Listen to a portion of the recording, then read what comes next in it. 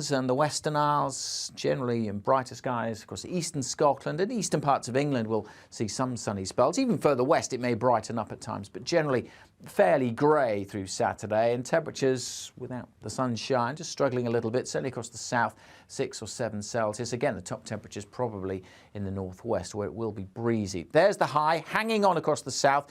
Weather fronts approaching the north. There will be some patchy rain in the northwest, but the weekend promises dry conditions for most, certainly across the south, light winds, a lot of cloud, some places seeing a bit of sunshine.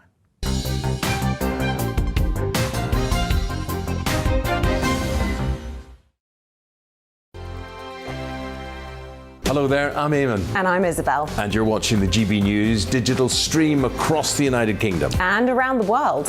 If you're here in the UK, you can also watch us on your TV screen. GB News is Freeview channel 236. On Sky, we're channel 515. 626 on Virgin Media. Just remember, you might need to retune your TV to watch the channel. Yeah, and if you are doing that, find out more about retuning by going to gbnews.uk.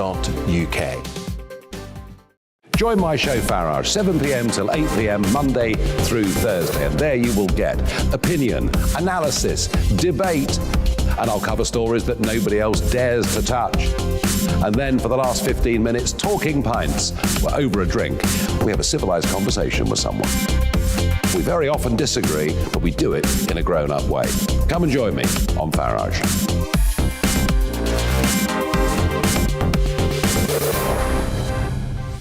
I'm Dan Wootton. Join me Monday to Thursday from 9 to 11 for the feistiest and most fun news debate on TV, where free speech reigns. I'll bring you a sharp take on the day's biggest stories, bombshell newsmaker interviews, and A-list guests.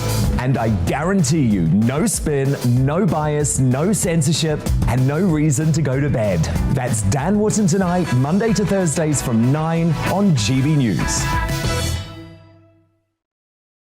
Hello there, I'm Eamon Holmes. And I'm Isabel Webster. And we hope you can join us for Breakfast with Eamon. And Isabel. You make me laugh out loud, belly laugh. Is that important first thing in the morning? Yeah, absolutely. And there's me trying to be deadly serious.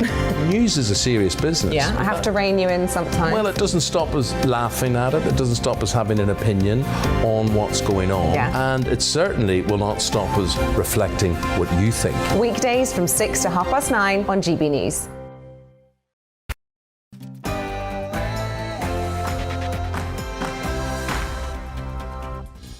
Good morning, everybody. Happy Friday. It's nearly the weekend, isn't it? This is To The Point on GB News. And me, Patrick Christys, and Anaya Falariman on your TV and on your radio all the way through until 12. Loads for you today. Is President Biden a bigger threat to world peace than President Trump ever was? Of course, as well, the sad passing of Meatloaf, the rock god that he was. So we'll be talking about all of that and much, much more. Absolutely. Make sure you get in touch with your views. As usual, gbviews@gbnews.uk. We'll be reading that out all throughout the show. But first, as usual, here's the latest news.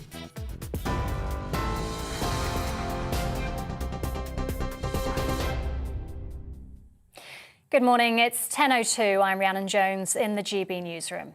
The Foreign Secretary has warned Russia's President Vladimir Putin to desist and step back from Ukraine.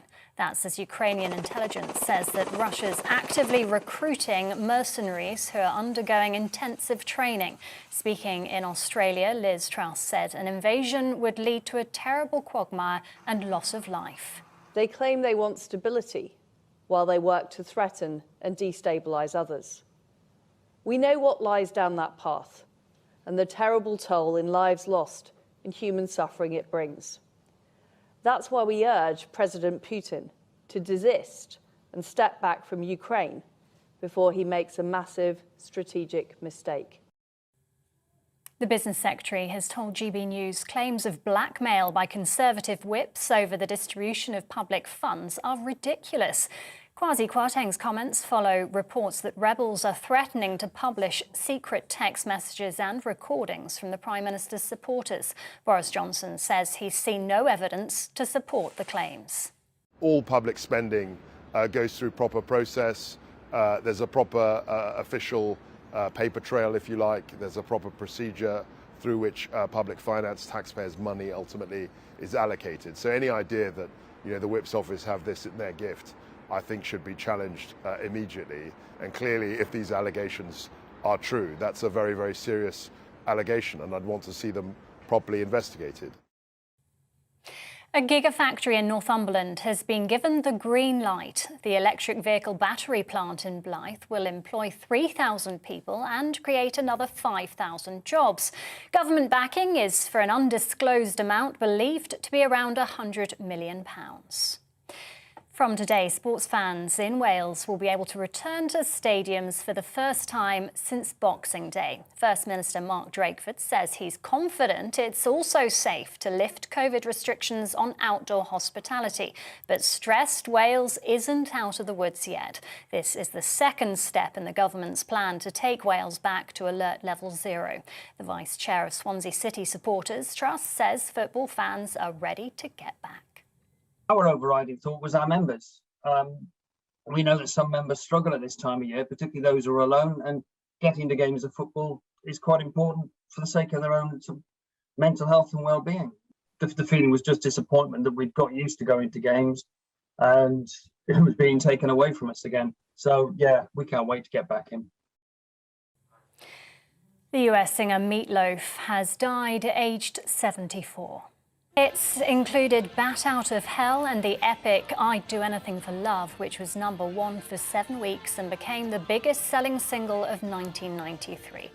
Loaf's career spanned 6 decades and saw him sell over 100 million albums. He also starred in 65 movies, including the Rocky Horror Picture Show and Wayne's World. Loaf biographer Mick Wall told GB News it's a monumental loss for the music industry.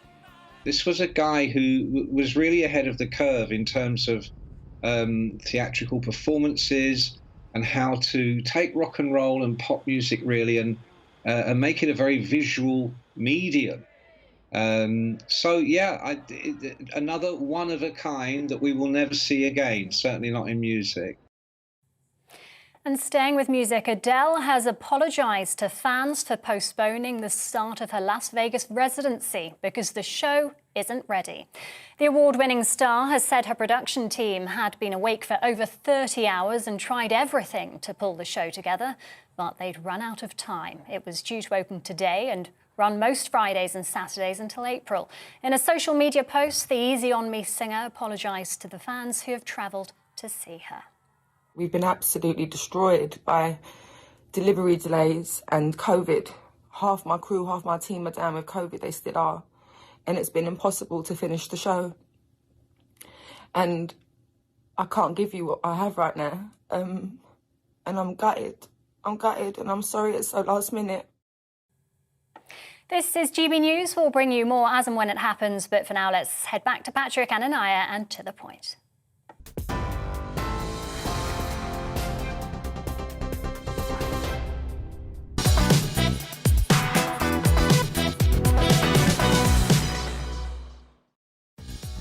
Good morning, this is To The Point on GB News with me, Anaya Inman, and Patrick Christys on your TV and on your radio. We've got a show full of all of the big stories and lots of discussions that you care about, so here's what's on the menu. Yes, well, blackmail plots, intimidation, secret recordings, they seem to be engulfing the Conservative Party. The Prime Minister says he has seen no evidence of dirty tactics. Our political correspondent will bring you the very latest on that. Yes, and new figures have shown that victims of crime wait up to 2 years for justice. Lawyers have branded the Ministry of Justice data devastating and said it was only the tip of the iceberg of court delays. So, are we failing the people? Yes, masks are to remain mandatory on public transport in London despite the end of restrictions across the country. Is Sadiq Khan playing pandemic politics? Well, we have all of that coming up and much more across the programme, so make sure that you get in touch with your views as usual, gbviews@gbnews.uk. But first, Patrick gives his views on whether Joe Biden is more dangerous to the free world than Donald Trump.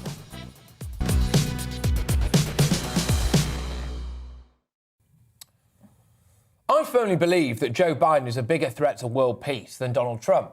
President Biden made yet another public gaffe, accidentally revealing his hand over Ukraine. He essentially gave Russia the green light to take a little bit of Ukraine. Just actually have a look at this now. Russia will be held accountable if it invades, and it depends on what it does. It's one thing if it's a minor incursion and then we end up having a fight about what to do and not do, etc. But if they actually do what they're capable of doing with the force amassed on the border, it is going to be a disaster for Russia.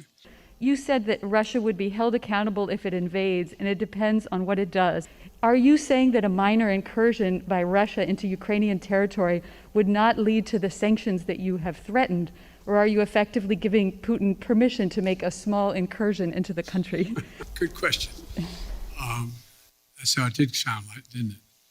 The most important thing to do,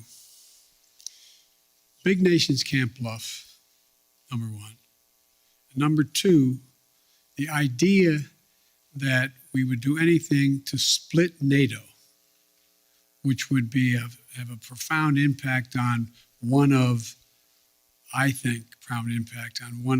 objectives is to weaken NATO, would be a big mistake. I'd quite like someone to just ask him what day of the week it is, personally. But anyway, so now Vladimir Putin essentially knows what the American stance is. Now, no matter what Biden says, Putin will know that he'd be allowed to take a minor incursion into Ukraine and probably avoid sanctions. This has created a monumental diplomatic incident with Ukraine, whose president, Volodymyr Zelensky, said, "There are no minor incursions, just as there are no minor casualties and little grief from the loss of loved ones." You can completely understand that. Can you imagine if Joe Biden said the same thing about this country? Well, a minor incursion into the UK might not be treated that seriously. We'd be absolutely fuming, wouldn't we? Joe Biden has revealed his hand, and quite possibly NATO's hand as well, and with it, made some kind of Russian invasion more likely, in my opinion. It's put lives at risk. It's potentially put Europe at risk. His incompetence is actively dangerous. The amount of times his staff have come out and said, "Oh, but the president misspoke." The amount of times they issue a clarification. It's a circus. And it's not the first time President Biden has dropped the ball when it comes to foreign policy. Just look at the withdrawal from Afghanistan, for example. Thanks to Joe Biden's ham-fisted attempt at getting his troops out of Afghan, he left $85 billion worth of US military equipment, some of it usable, 75,000 vehicles, 200 aeroplanes and helicopters. The Taliban has more Black Hawk helicopters than 85% of the world's countries. Biden also dropped a clanger when it came to Taiwan. He essentially, yep, you guessed it, misspoke and said that America had committed to fighting China over Taiwan if the Chinese government invaded. Again, they had to issue a clarification that the president actually misspoke yet again. Like him or loathe him, though, Vladimir Putin is a strong man. Strong men like other strong men. That's why Trump was able to handle him, in my opinion. The same goes for little rocket man Kim Jong-un. Trump said unequivocally that North Korea would face fire and fury if they continued with their nuclear program, and the test launches seemed to stop for a while at least. President Trump had a reputation as a kind of shoot-from-the-hip loose cannon who could plunge the world into chaos at any moment. But in practical reality, what happened? What catastrophic event took place under Trump's watch? Joe Biden forgets what he's saying, loses his train of thought, stumbles over his words, doesn't make sense, looks tired, looks as though he's in cognitive decline. At least under Trump, you knew he was running the country. Under Biden, I'm not sure if you actually have any idea at all. But it's definitely not him, is it? As a result, other world leaders think he's gettable. They don't respect him, and they don't respect his judgment. They know that the lights are on, but nobody's at home. It's embarrassing for America to have him as their leader, but it's bad for us as well. Much of the Western world relies on America to be its ultimate protector, defender, and ally. And if the US president isn't up to the job, all of our mutual enemies not only become stronger, but they also become more likely to act.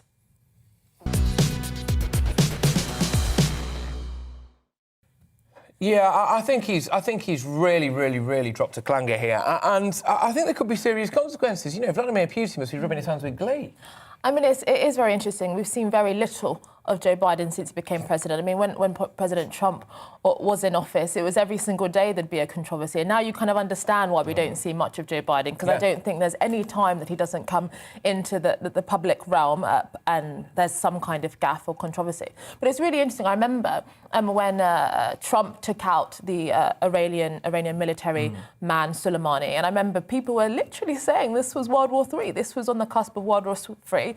It totally didn't happen, of course, as we know. And actually, Iran backed down very quickly. And so, despite all of the hoo-haing about Donald Trump, in terms of his foreign policy, at least it asserted America as somebody willing to act and whatnot. And I think there was controversies around NATO and all sorts. But I think you make a strong point that Joe Biden, that this person that's been in the game for 40 plus years, is hardly a miracle when it comes to foreign policy. No, not at all, not at all. And I think he's actually made Russian intervention now potentially more likely. Obviously, we'll never know exactly what's going on in Vladimir Putin's mind, of course. But I think now, if he knows, that any kind of minor incursion, potentially could be greeted with a bit of a slap on the wrist. What's to stop him? But anyway, we're going to move away from that now.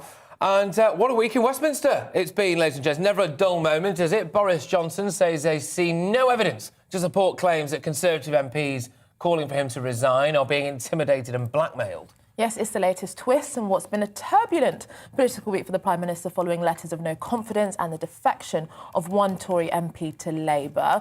Well, now let's talk to our political correspondent, Tom Harwood, about the state of play. Thank you for joining us, Tom. I mean, it has been quite a week for Boris Johnson. I mean, this time last week we thought he was really on the cusp of going, and then, it seemed a bit blurry, and now who knows what's going on? Well, who knows? It's been an absolute rollercoaster. And do you know what? I've been doing these shows every single day this week. It feels like we've been in a different place every single day. Exactly. On Monday, things felt like everything was going to be just about all right for Boris. By Tuesday evening, everything was going to hell in a handcart and the letters were on the cusp of going in the next morning. The next day, we saw that defection, and actually the response to that was a bit more unity from the Conservative benches, particularly during Prime Minister's questions, and Boris seemed a bit safer. And then the next day, the chairman of the Public Administration and Constitutional Affairs Committee, William Ragg, drops this bombshell of blackmail, and things suddenly seem a bit more febrile. What on earth will happen today? I'm not sure. I think the one saving grace is that MPs are back in their constituencies Friday, Saturday, Sunday. It's likely things will be a little calmer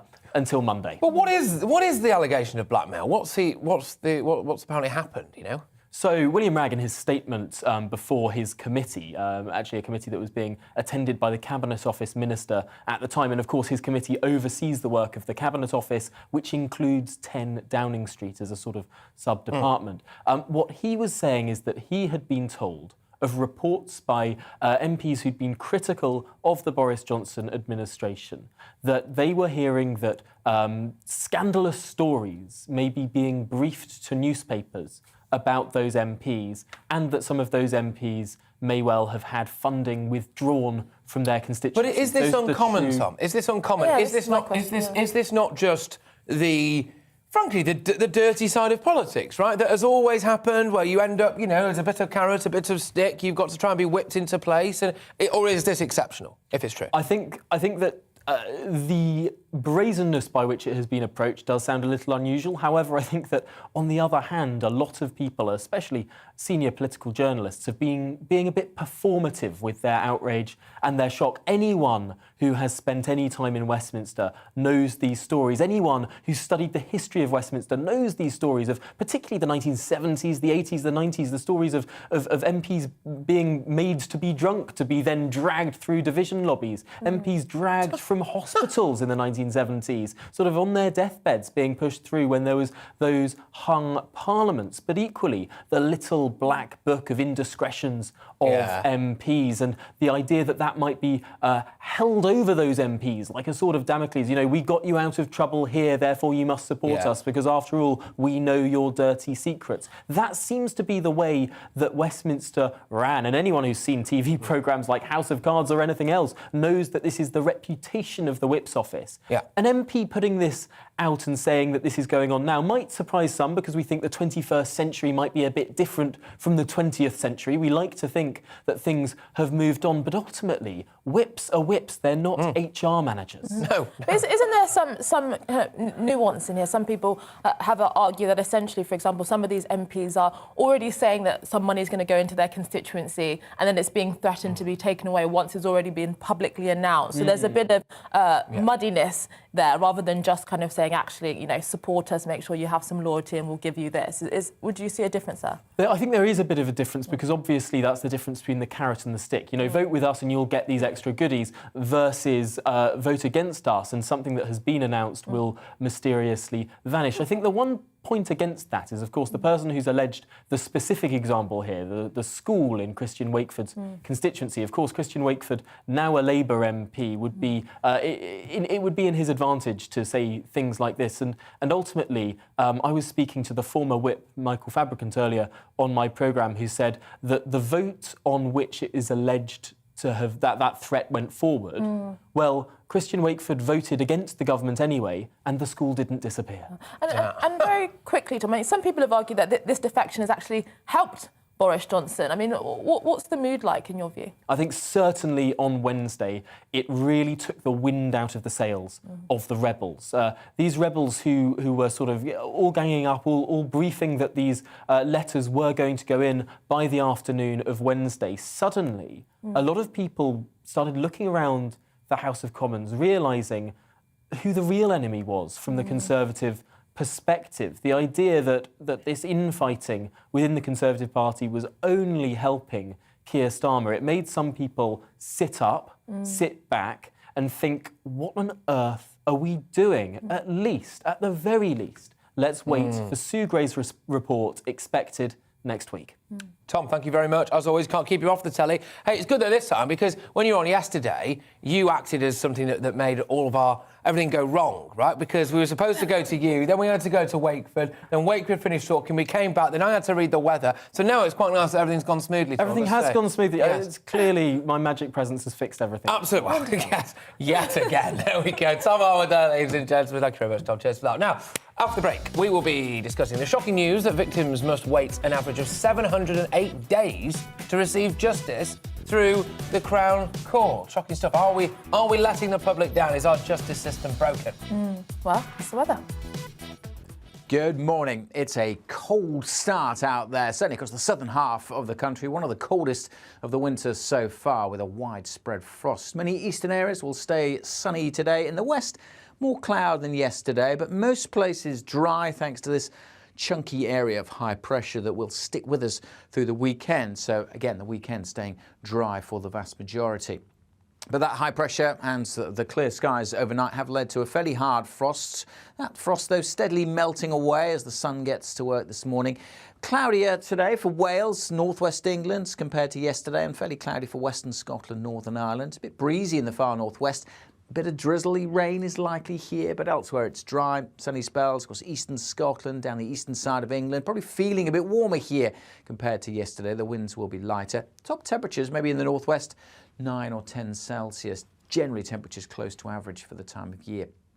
Through this evening, the cloud will slip a little further south, so that means it won't be as frosty tonight. But still, we've got the clear skies across eastern England, so here some pockets of frost are possible, and we'll see a bit more patchy rain across the far northwest. But generally, it will be a warmer night tonight compared to last night.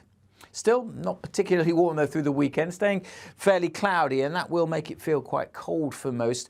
A little rain on Saturday across the Highlands and the Western Isles, generally in brighter skies across eastern Scotland and eastern parts of England. We'll see some sunny spells. Even further west it may brighten up at times, but generally fairly grey through Saturday, and temperatures without the sunshine just struggling a little bit, certainly across the south, 6 or 7 Celsius. Again, the top temperatures probably in the northwest where it will be breezy. There's the high hanging on across the south.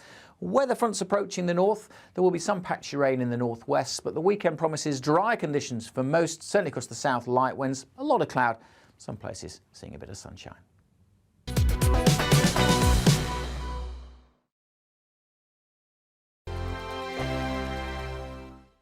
Hello there, I'm Eamon. And I'm Isabel. And you're watching the GB News digital stream across the United Kingdom. And around the world. If you're here in the UK, you can also watch us on your TV screen. GB News is Freeview channel 236. On Sky, we're channel 515. 626 on Virgin Media. Just remember, you might need to retune your TV to watch the channel. Yeah, and if you are doing that, find out more about retuning by going to gbnews.uk. Join my show Farrar, 7 p.m. till 8 p.m. Monday through Thursday. And there you will get opinion, analysis, debate, and I'll cover stories that nobody else dares to touch. And then for the last 15 minutes, talking pints. We're over a drink. We have a civilised conversation with someone. We very often disagree, but we do it in a grown-up way. Come and join me on Farage.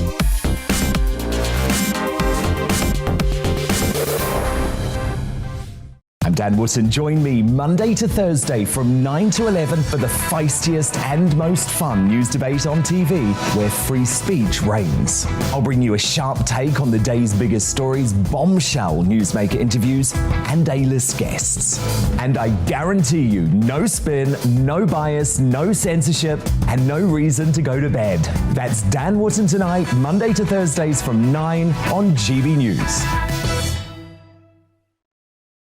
Hello there, I'm Eamon Holmes. And I'm Isabel Webster. And we hope you can join us for Breakfast with Eamon and Isabel. You make me laugh out loud, belly laugh. Is that important first thing in the morning? Yeah, absolutely. And there's me trying to be deadly serious. News is a serious business. Yeah, I have to rein you in sometimes. Well, it doesn't stop us laughing at it. It doesn't stop us having an opinion on what's going on. Yeah. And it certainly will not stop us reflecting what you think. Weekdays from 6 to 9:30 on GB News.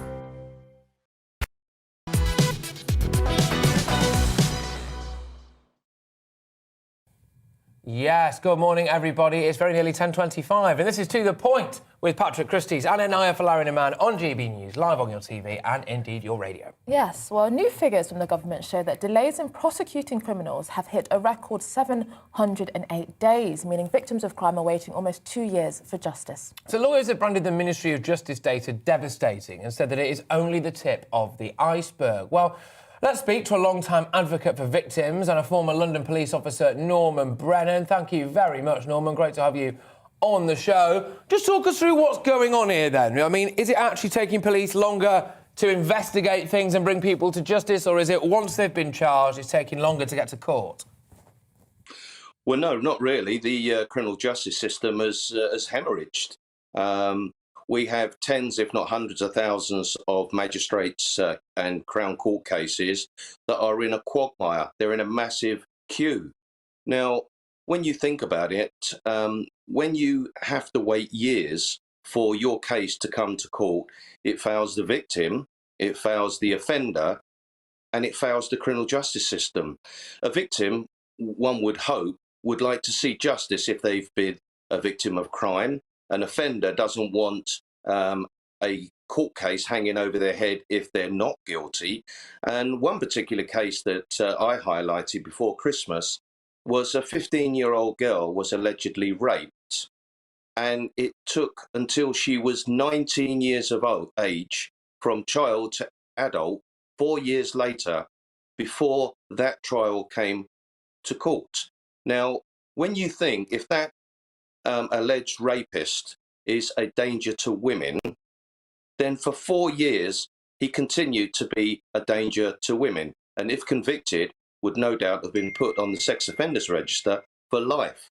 Now, how can that be justice? And the sad reality is, when victims of crime see that the court case will probably last years, it makes them less inclined to report their crime, and again it fails the criminal justice system because offenders think, well, the victim is not going to give evidence against me. And not only that, there are often hundreds of thousands of witnesses that need to take time off from work or their day-to-day life to attend court. And the longer it goes on, the less interested those witnesses are in attending court to give evidence. That is the chaos the criminal justice system is currently in. And Norman, I mean, how has this been allowed to happen? I mean, you would presume the government and the people involved would want criminals to be brought to justice as quickly as possible. I mean, how do you think this has been allowed to happen? Well, it's massive cuts to funding. We've lost 22,000 police officers. We've lost 30,000 backroom staff. We have hundreds of police stations being closed. We have hundreds of magistrates' courts being closed and Crown courts. And the sad reality is, despite the government saying that crime is down, this is down, that's down, it doesn't matter whether it's down or not. If you've got literally hundreds of thousands of cases, and it's a bit like the police now having to do more with less, the criminal justice system is having to deal with more cases with less courts. How can that be right? I mean, for 6 years, this has been ignored. We've had 4 years of Brexit. We've had 2 years of COVID. COVID has exacerbated the problem. And now, what do we hear about? It's not the safety of women, the safety of society, victims being cared for, the police being allowed to do their job. It's incessant. Has Boris Johnson attended a party? Has he not? So for 6 years, the criminal justice system has been collapsing and nobody's paid any attention to it. Yeah, and it's not just that, actually. Look, I don't want to digress too much from the exact topic we've got you on, don't get me wrong, but you've hit the nail on the head there. You know, we're obsessed with cheese and wine. Meanwhile, you know, you've got the lack of safety on the streets for women and amongst other things. You've still got grooming gangs going on. You've got police officers, you know, out of jobs or whatever, courts closing. I mean, you could go on, couldn't you, really? And we're obsessed about whether or not Boris Johnson got someone else to pay for his wallpaper. You know, it just seemed to me like we need to move on a little bit. But just in terms of the backlog of cases waiting to go to actual court, is this having a knock-on effect on the way police can investigate their crimes as well? Are they taking longer to investigate them, or is it just that no, they do bring them to book? It is just that length of time it's taking to get to court. It's that queue. Well, I just gave you an example of us losing 22,000 frontline officers. So you've got less doing more. Now, I'll tell you exactly what's happening is that you have got the average police officer in a motor vehicle attending 1999 call to the next, to the next, to the next. And we've got so many stabbings in London, for example, that takes up a huge amount of time and energy. And these officers that are attending one call after another, they're taking the victim's details and they're saying, I'll get back to you. The next time they're on duty, they're up in London at a demonstration. The next time they're on duty, there's someone else on the motorway dealing with demonstrators. And all of the crimes that they have taken details of, who is going to interview the victims and the witnesses, get CCTV, put the case file together? Officers are having dozens and dozens of cases to deal with, and they have no time to do it. Some officers are even phoning in or coming on their rest days. Now, the criminal justice system is in absolute crisis. It's not just the police that are saying this. It's not just the Crown Prosecution Service, but even barristers and QCs that I know are saying it's in crisis. And who bloody cares? For goodness sake, these women, men, children, victims are being stabbed. A few are being shot. People are being raped. People are having their houses burgled. They're in despair. Every day they live in panic. Is it going to happen again? And all they want to do is see some sort of justice. And when they've got to wait for years and years, their family, friends and neighbours and people they know in the high street say, why bother report the crime? You're lucky if the police turn up. And when they do turn up, and they're lucky enough even to get a suspect, it will never turn up in court for years. You could be dead before it turns up sometimes in your case. Yep. Well, thank you so much for speaking to us this morning, Norman Brennan, former London police officer and victims advocate. Yeah, strong stuff, Norman. Thank you very much. That's how we like it here. Right, after the break, we'll be asking if the Mayor of London, Sadiq Khan, is playing politics with the pandemic. Surely not. Never. Sadiq Khan playing politics? No, surely not. Anyway, he vows to keep masks on public transport after the government axes COVID restrictions. But before that, a look at this morning's news.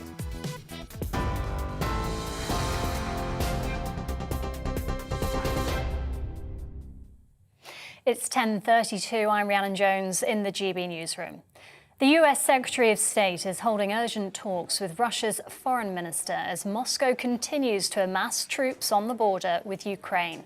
Antony Blinken told Sergei Lavrov that he's committed to a diplomatic solution, but said there will be a united, swift and severe response if there's a Russian invasion. The Business Secretary has told GB News claims of blackmail by Conservative whips over the distribution of public funds are ridiculous. Kwasi Kwarteng's comments follow reports that rebels are threatening to publish secret text messages and recordings from the Prime Minister's supporters. Boris Johnson says he's seen no evidence to support the claims. A gigafactory in Northumberland has been given the green light. The electric vehicle battery plant in Blyth will employ 3,000 people and create up to 5,000 more jobs. Government backing is for an undisclosed amount, believed to be around £100 million. Boris Johnson has said the plan is testament to the skilled workers of the North East. Tributes are being paid to US singer Meat Loaf, who has died aged 74. His career spanned 6 decades and saw him sell over 100 million albums, with hits such as I'd Do Anything for Love and Bat Out of Hell. He also starred in 65 movies, including The Rocky Horror Picture Show and Wayne's World. TV, online and DAB+ radio, this is GB News. I'll be back at the top of the hour.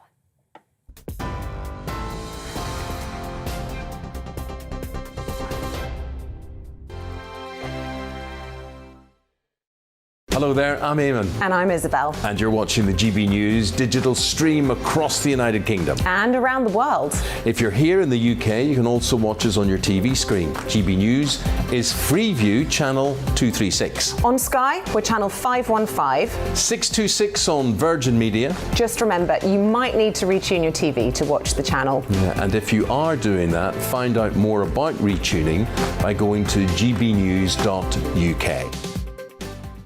Join my show Farage, 7 p.m. till 8 p.m. Monday through Thursday. And there you will get opinion, analysis, debate, and I'll cover stories that nobody else dares to touch. And then for the last 15 minutes, talking pints. We're over a drink. We have a civilized conversation with someone. We very often disagree, but we do it in a grown-up way. Come and join me on Farage.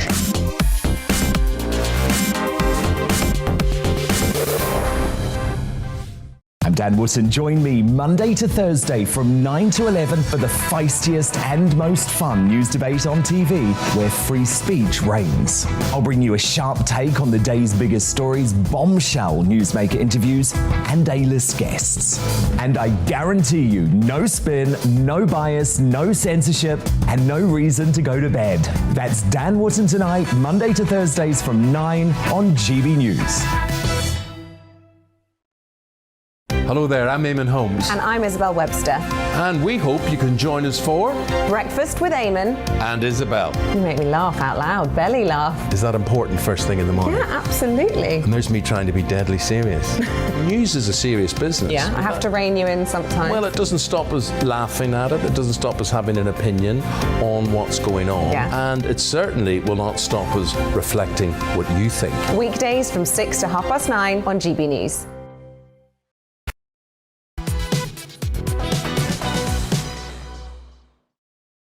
Yes. Good morning, everybody. It is 10:36, and this is To The Point with me, Patrick Christys, and Anaya Falariman on GB News, live on your TV and your radio.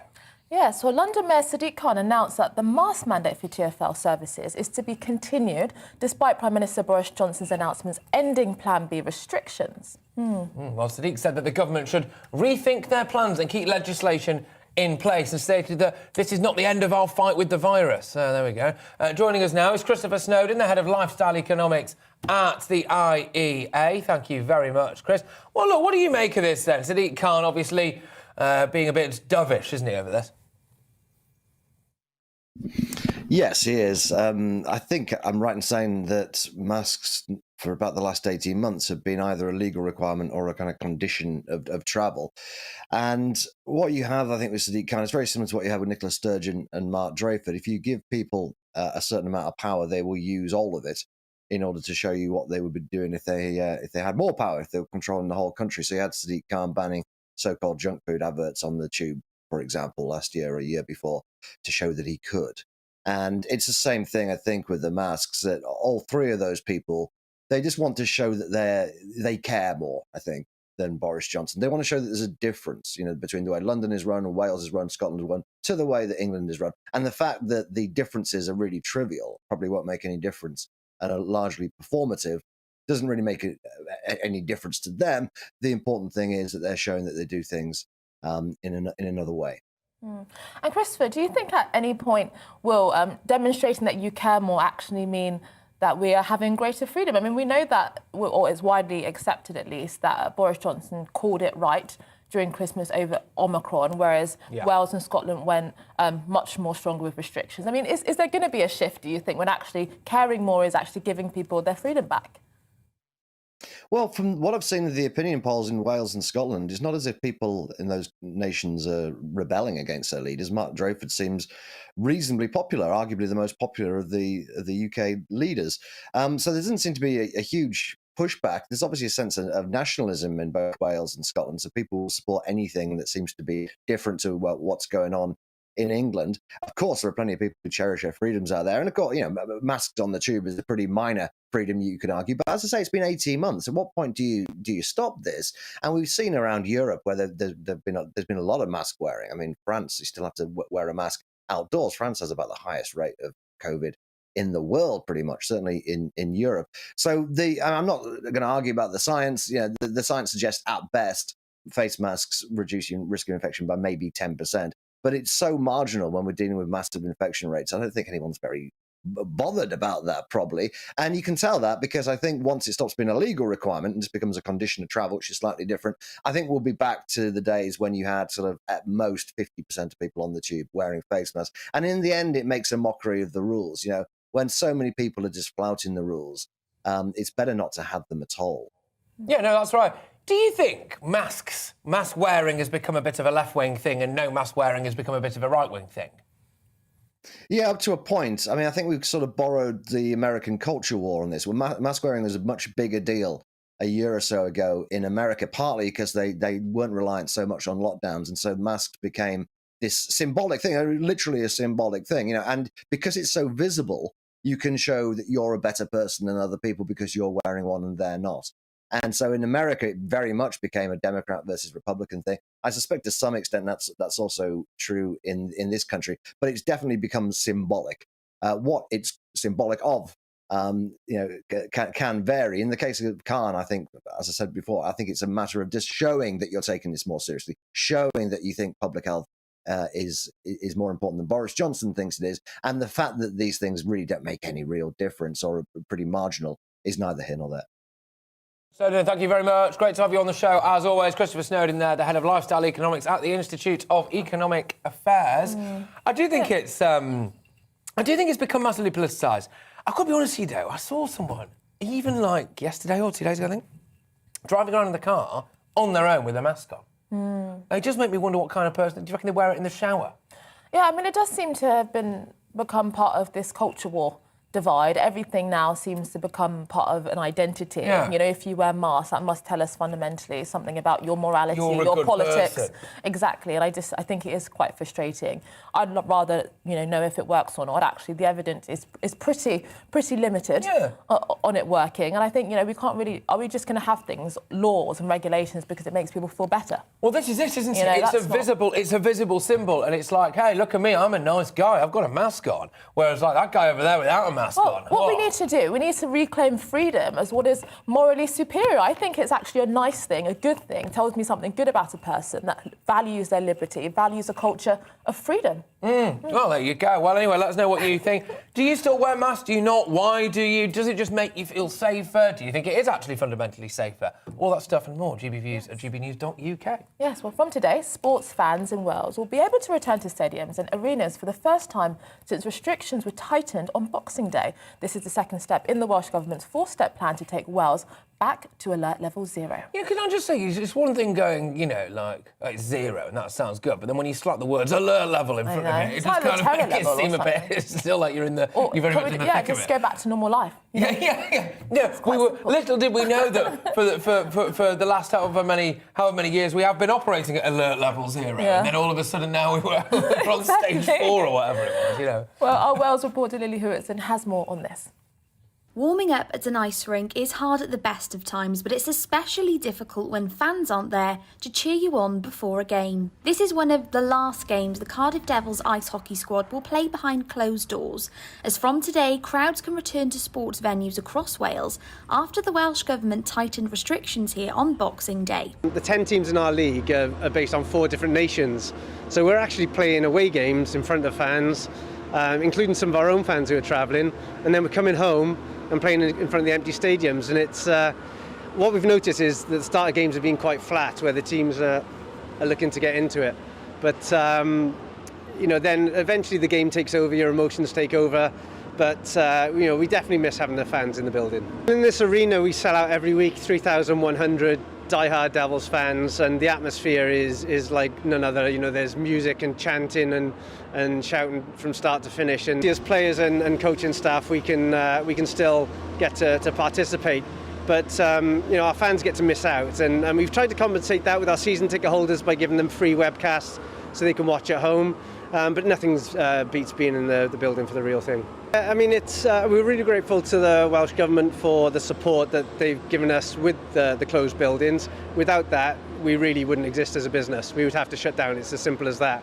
Logistically, it's been difficult. I mean, there's been COVID outbreaks in other teams where we've had games cancelled at short notice, even rearranging games, the opponents on the day of a game, and that happened. And the game we got tonight, which is a cup quarter-final, is actually one that was postponed on the 22nd of December. So there's had an impact and, you know, backlog of fixtures. So it's been a tough time, but hopefully we're coming towards the end of it. You know, it looks like that, you know, having the fans in the building is hopefully here for the rest of the season. You know, we finish up in April and we hope that we can put this behind us, but we never know with this thing. You know, it's changed from time to time. It would be a serious setback if once again we had to take the fans out, you know, for both ourselves as a business, but, you know, more as an entertainment provider. You know, our fans are everything to us, and we'd love them to be here. After a rollercoaster of closures, COVID and cancellations, fans in Wales can finally return to their seats. Lily Hewitson, GB News. Yes, I always used to go and watch the Cardiff Devils whenever they used to play Manchester Storm in the ice hockey. It's great. You're quite a sporty person. You're just across so many different sports, aren't you? Well, you know me. Yeah. You know me. I'm a deeply cultured man. You know? Indeed. And I think that shows. But yeah, no, it's good. I like ice hockey, and this will now kind of do nothing to further the idea that I'm deeply cultured. I like ice hockey because they fight. Oh, yeah, really? It's good. Yeah, these big burly guys who rip each other's helmets off and they go for it, and then at the end the referee's just like, right, you 2 minutes over there, you 2 minutes over there. All you got to do is walk within the vicinity of a football player and they're rolling around on the floor. You know, it's different, isn't it? I like figure skating. Well, I couldn't play ice hockey, so I did figure skating for a bit as well, with varying degrees of success. Well, in other news, other than Patrick's figure skating, anti-Boris Tories are threatening to release texts and a recording which allegedly shows government whips blackmailing MPs, a claim Number 10 strenuously denies. Well, the blackmail is said to involve withholding money for constituencies and smearing MPs with unsubstantiated claims about their personal lives. So, is this a further embarrassment for the government or another attempt by coup plotters to dislodge Boris Johnson? Yes, well, let's speak to former Conservative Minister Baroness Ross Altman. Thank you for joining us, Baroness. I mean, what do you make of this? Is this just yet another story in order to undermine the Prime Minister, or is this something that is really serious and we should be worried about? Well, actually, I do think it's really serious, and I don't think it's about undermining the Prime Minister himself, because the Prime Minister is not accused of any of these threats. Actually, this comes from a much wider group, and indeed all the parties that have been complained about. The Prime Minister was probably not even there at almost all of them, but there was a wide group of people at the top who seem to think the law doesn't apply to them, the normal rules don't apply to them, and they can do what they want. And that's not how our democracy is meant to work. Yes, OK. I mean, Boris Johnson obviously has had form in the past when it comes to this stuff. There was the rather famous Darius Guppy phone call with Stuart Collier, wasn't there? Just give him a couple of black eyes. And there's no indication whatsoever, anything at all, of a physical nature Boris Johnson's done here. But look, you'll know better than most, frankly. You know, whips, aren't they? And this stuff can't be that outrageous. This can't be that unique, surely.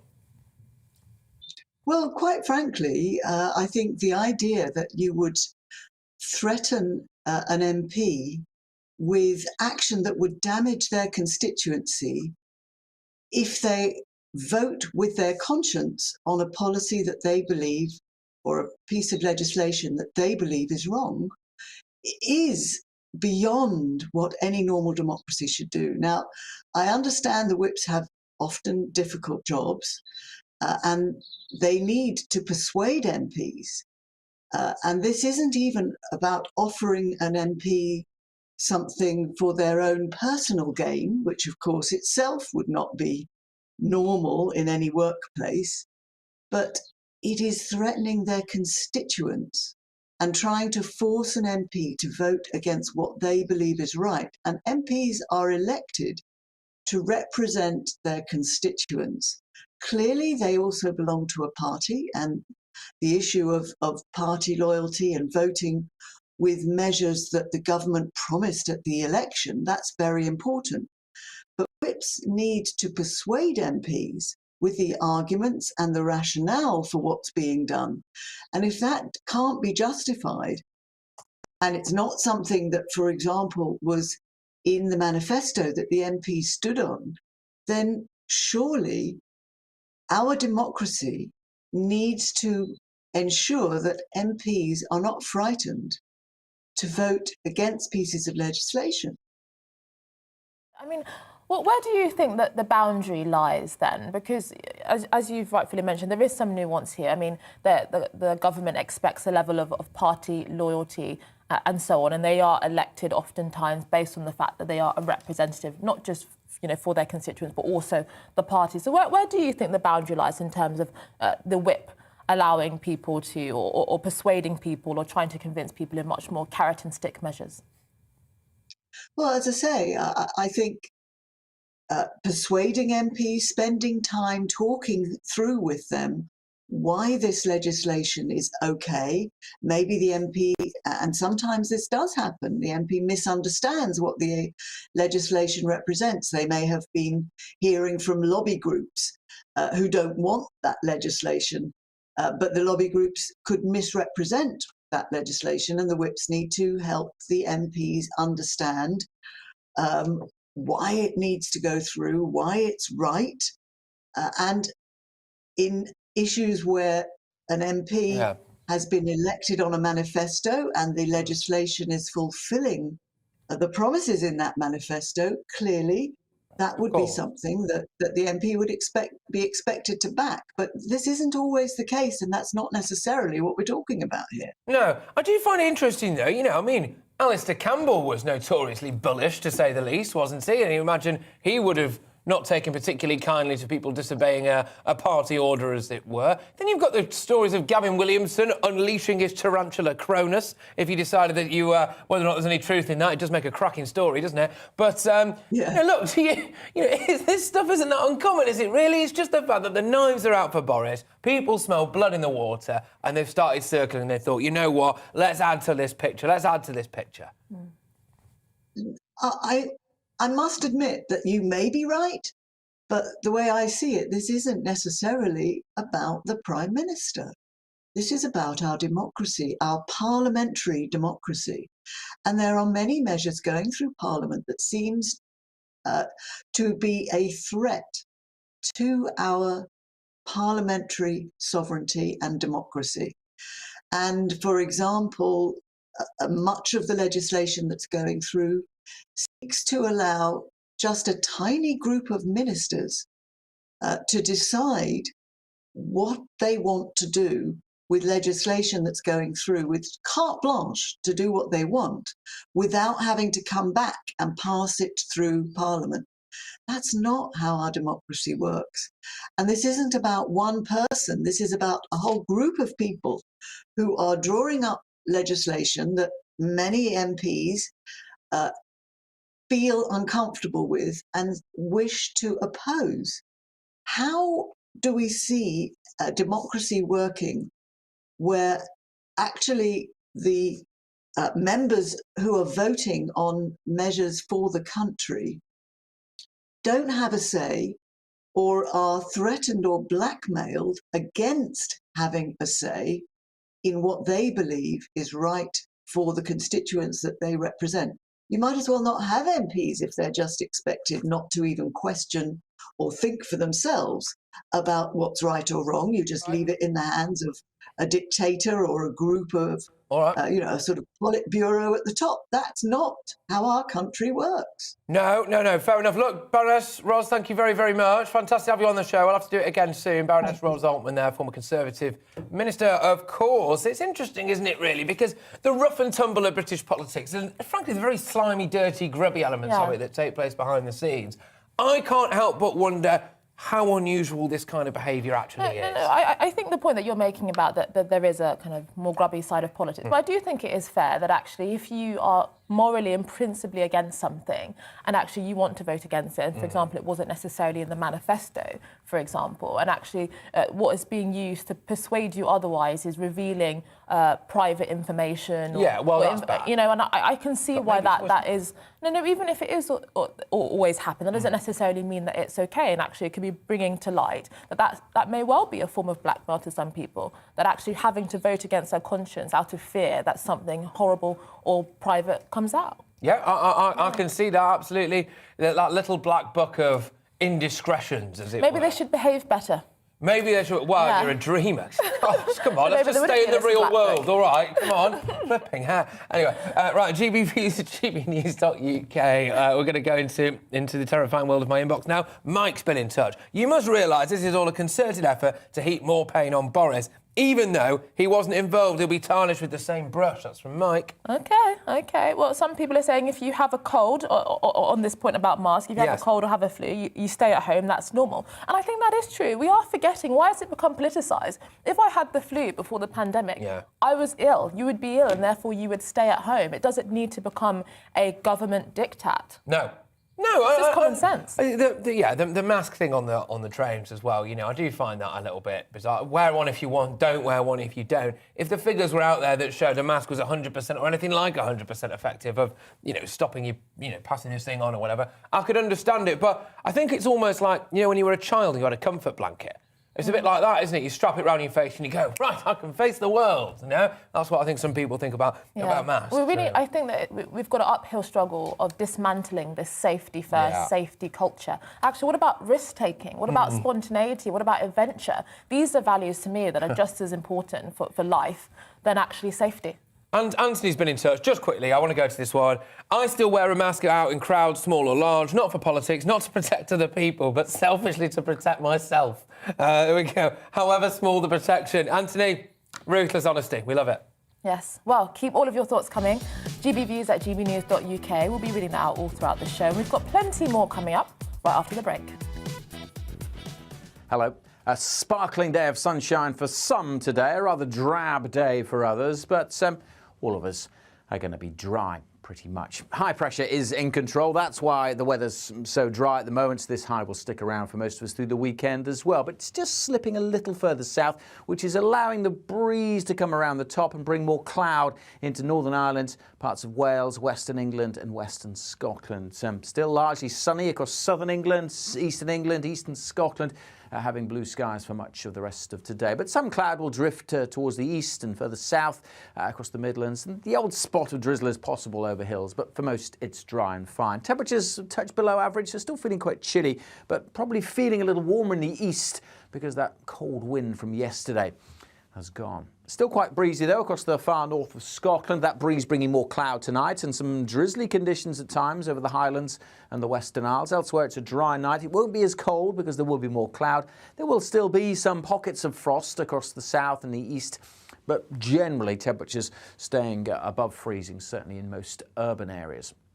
Into the weekend, and it's a bright start across parts of southeast England, the east coast of England, but generally a lot of cloud, and that'll be the case on Sunday as well. There will be some rain at times across the Highlands and the Western Isles, perhaps easing off in the far northwest. It will stay quite breezy here, but here also the highest temperatures, we could reach double figures, maybe up to 12 Celsius on the Murray coastline, and generally cloudy further south, but a touch milder than Friday, 8 or 9 Celsius. And we will see some sunshine at times. There will be some breaks in the cloud, and that will continue on Saturday evening. Again, where we have breaks in the cloud, we could see some pockets of frost.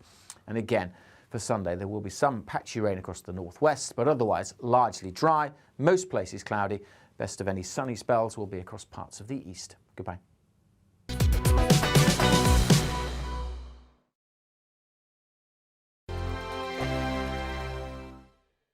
Hello there, I'm Eamon. And I'm Isabel. And you're watching the GB News digital stream across the United Kingdom. And around the world. If you're here in the UK, you can also watch us on your TV screen. GB News is Freeview channel 236. On Sky, we're channel 515. 626 on Virgin Media. Just remember, you might need to retune your TV to watch the channel. Yeah, and if you are doing that, find out more about retuning by going to gbnews.uk. Join my show Farage, 7 p.m. till 8 p.m. Monday through Thursday, and there you will get opinion, analysis, debate, and I'll cover stories that nobody else dares to touch. And then for the last 15 minutes, talking pints. We're over a drink. We have a civilized conversation with someone. We very often disagree, but we do it in a grown-up way.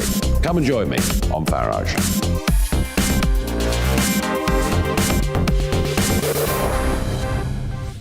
I'm Dan Wootton. Join me Monday to Thursday from 9 to 11 for the feistiest and most fun news debate on TV, where free speech reigns. I'll bring you a sharp take on the day's biggest stories, bombshell newsmaker interviews, and A-list guests. And I guarantee you, no spin, no bias, no censorship, and no reason to go to bed. That's Dan Wootton Tonight, Monday to Thursdays from 9 on GB News.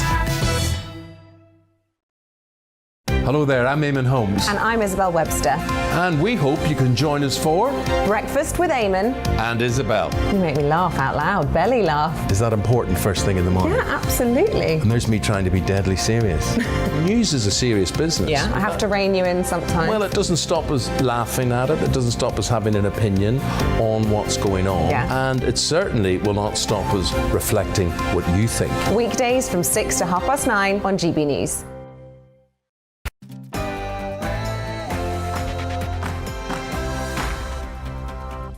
Good morning, everybody. This is To The Point on GB News with me, Patrick Christys, and Anaya Falarin-Iman on your TV and on your radio. We're here all the way through until midday. That first hour flew by, actually. I know. Oh, well, there we go. We've got loads coming your way, so you're not going to want to miss a single minute. Yes, as usual, make sure you get in touch with your views, gbviews@gbnews.uk. We'll be getting all through those throughout the programme, but first, as usual, here's the latest news.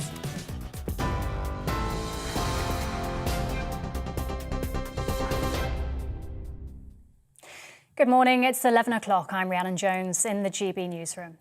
The United States has warned of a swift and severe response if Russia invades Ukraine. The US Secretary of State, Antony Blinken, is holding urgent talks with Russia's Foreign Minister, Sergei Lavrov, to try to ease tensions. Moscow, which has amassed tens of thousands of troops on the border, has made a list of demands and says it wants a concrete response. Both sides acknowledge their differences won't be resolved today.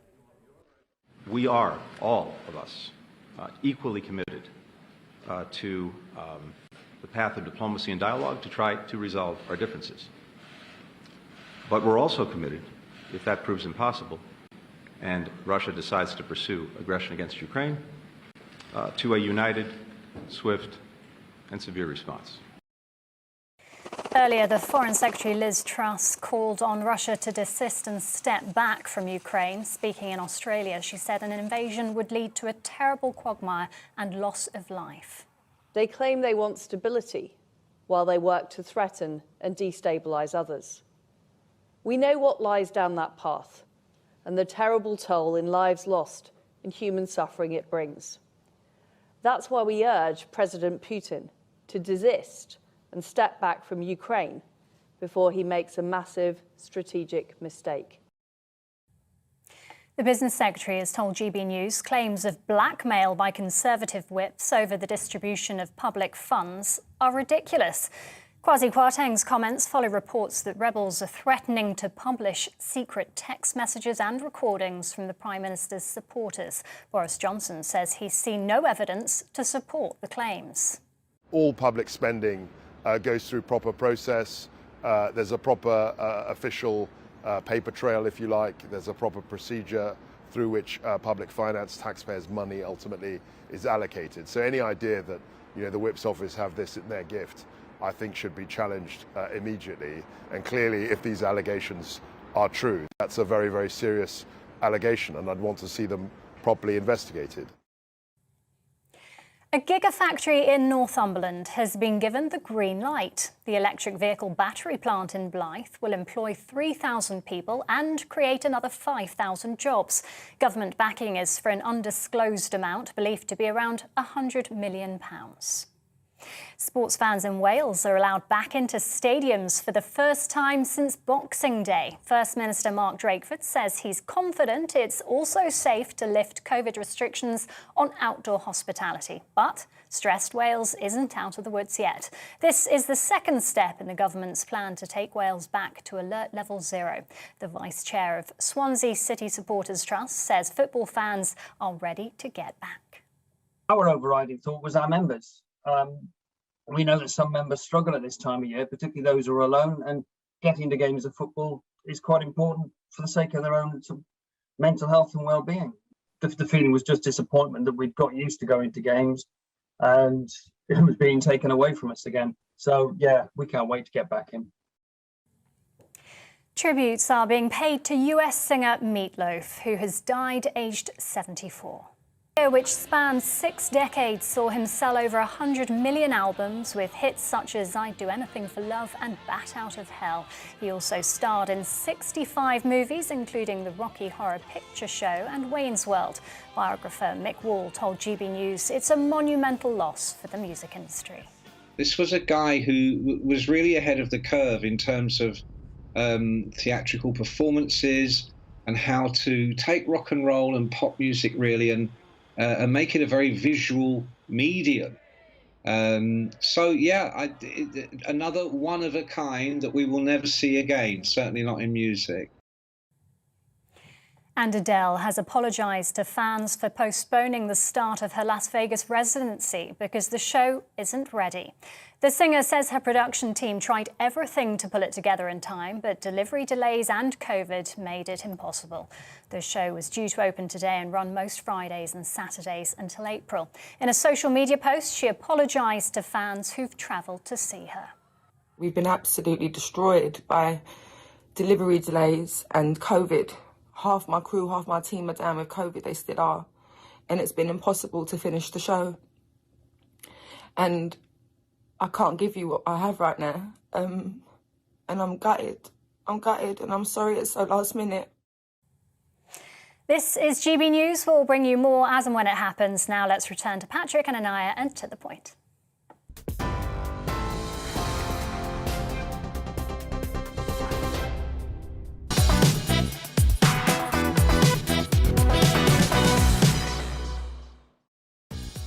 Yes, morning everybody, it's 11:06. It's Friday, nearly the weekend. We've nearly made it through. OK, it's Patrick Christys here and Anaya man on your TV and on your radio. And here's what's coming up in this final hour for you. Yes, absolutely. In light of the news that 2 men have been arrested in Manchester and Birmingham in connection to the Texas synagogue siege last week, we ask if anti-Semitism is being ignored in modern Britain. We do, and actually as well, there's some footage, audio footage of the particular standoff that was taking place there that was pretty gripping. But could your Apple devices be misused by stalkers? That's right. And that's what some US women say after they discovered Apple's latest AirTag product hidden in their bags and cars by strangers, supposedly to track their movements. It's scary stuff, isn't it? We'll be speaking to a technology expert and a women's rights campaigner to discuss the disturbing implications of this new tech. Yes, and have developers learned their lesson from the tragic Grenfell fire which killed 72 people in 2017? A proposed skyscraper planned just 400 metres away from the site of the tragedy suggests not,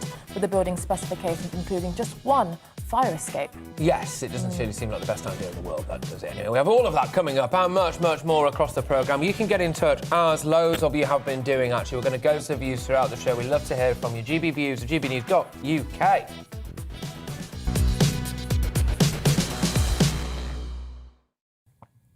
Well, the FBI is treating the attack on the Texas synagogue on Sunday as an act of terrorism targeting the Jewish community. 2 more people have been arrested in the UK as part of the investigation after British gunmen held 4 people hostage. Indeed. Joining us now is our national reporter, Paul Hawkins, who is live in Manchester city centre for us. Look, thank you very much, Paul. Just bring us the latest, please.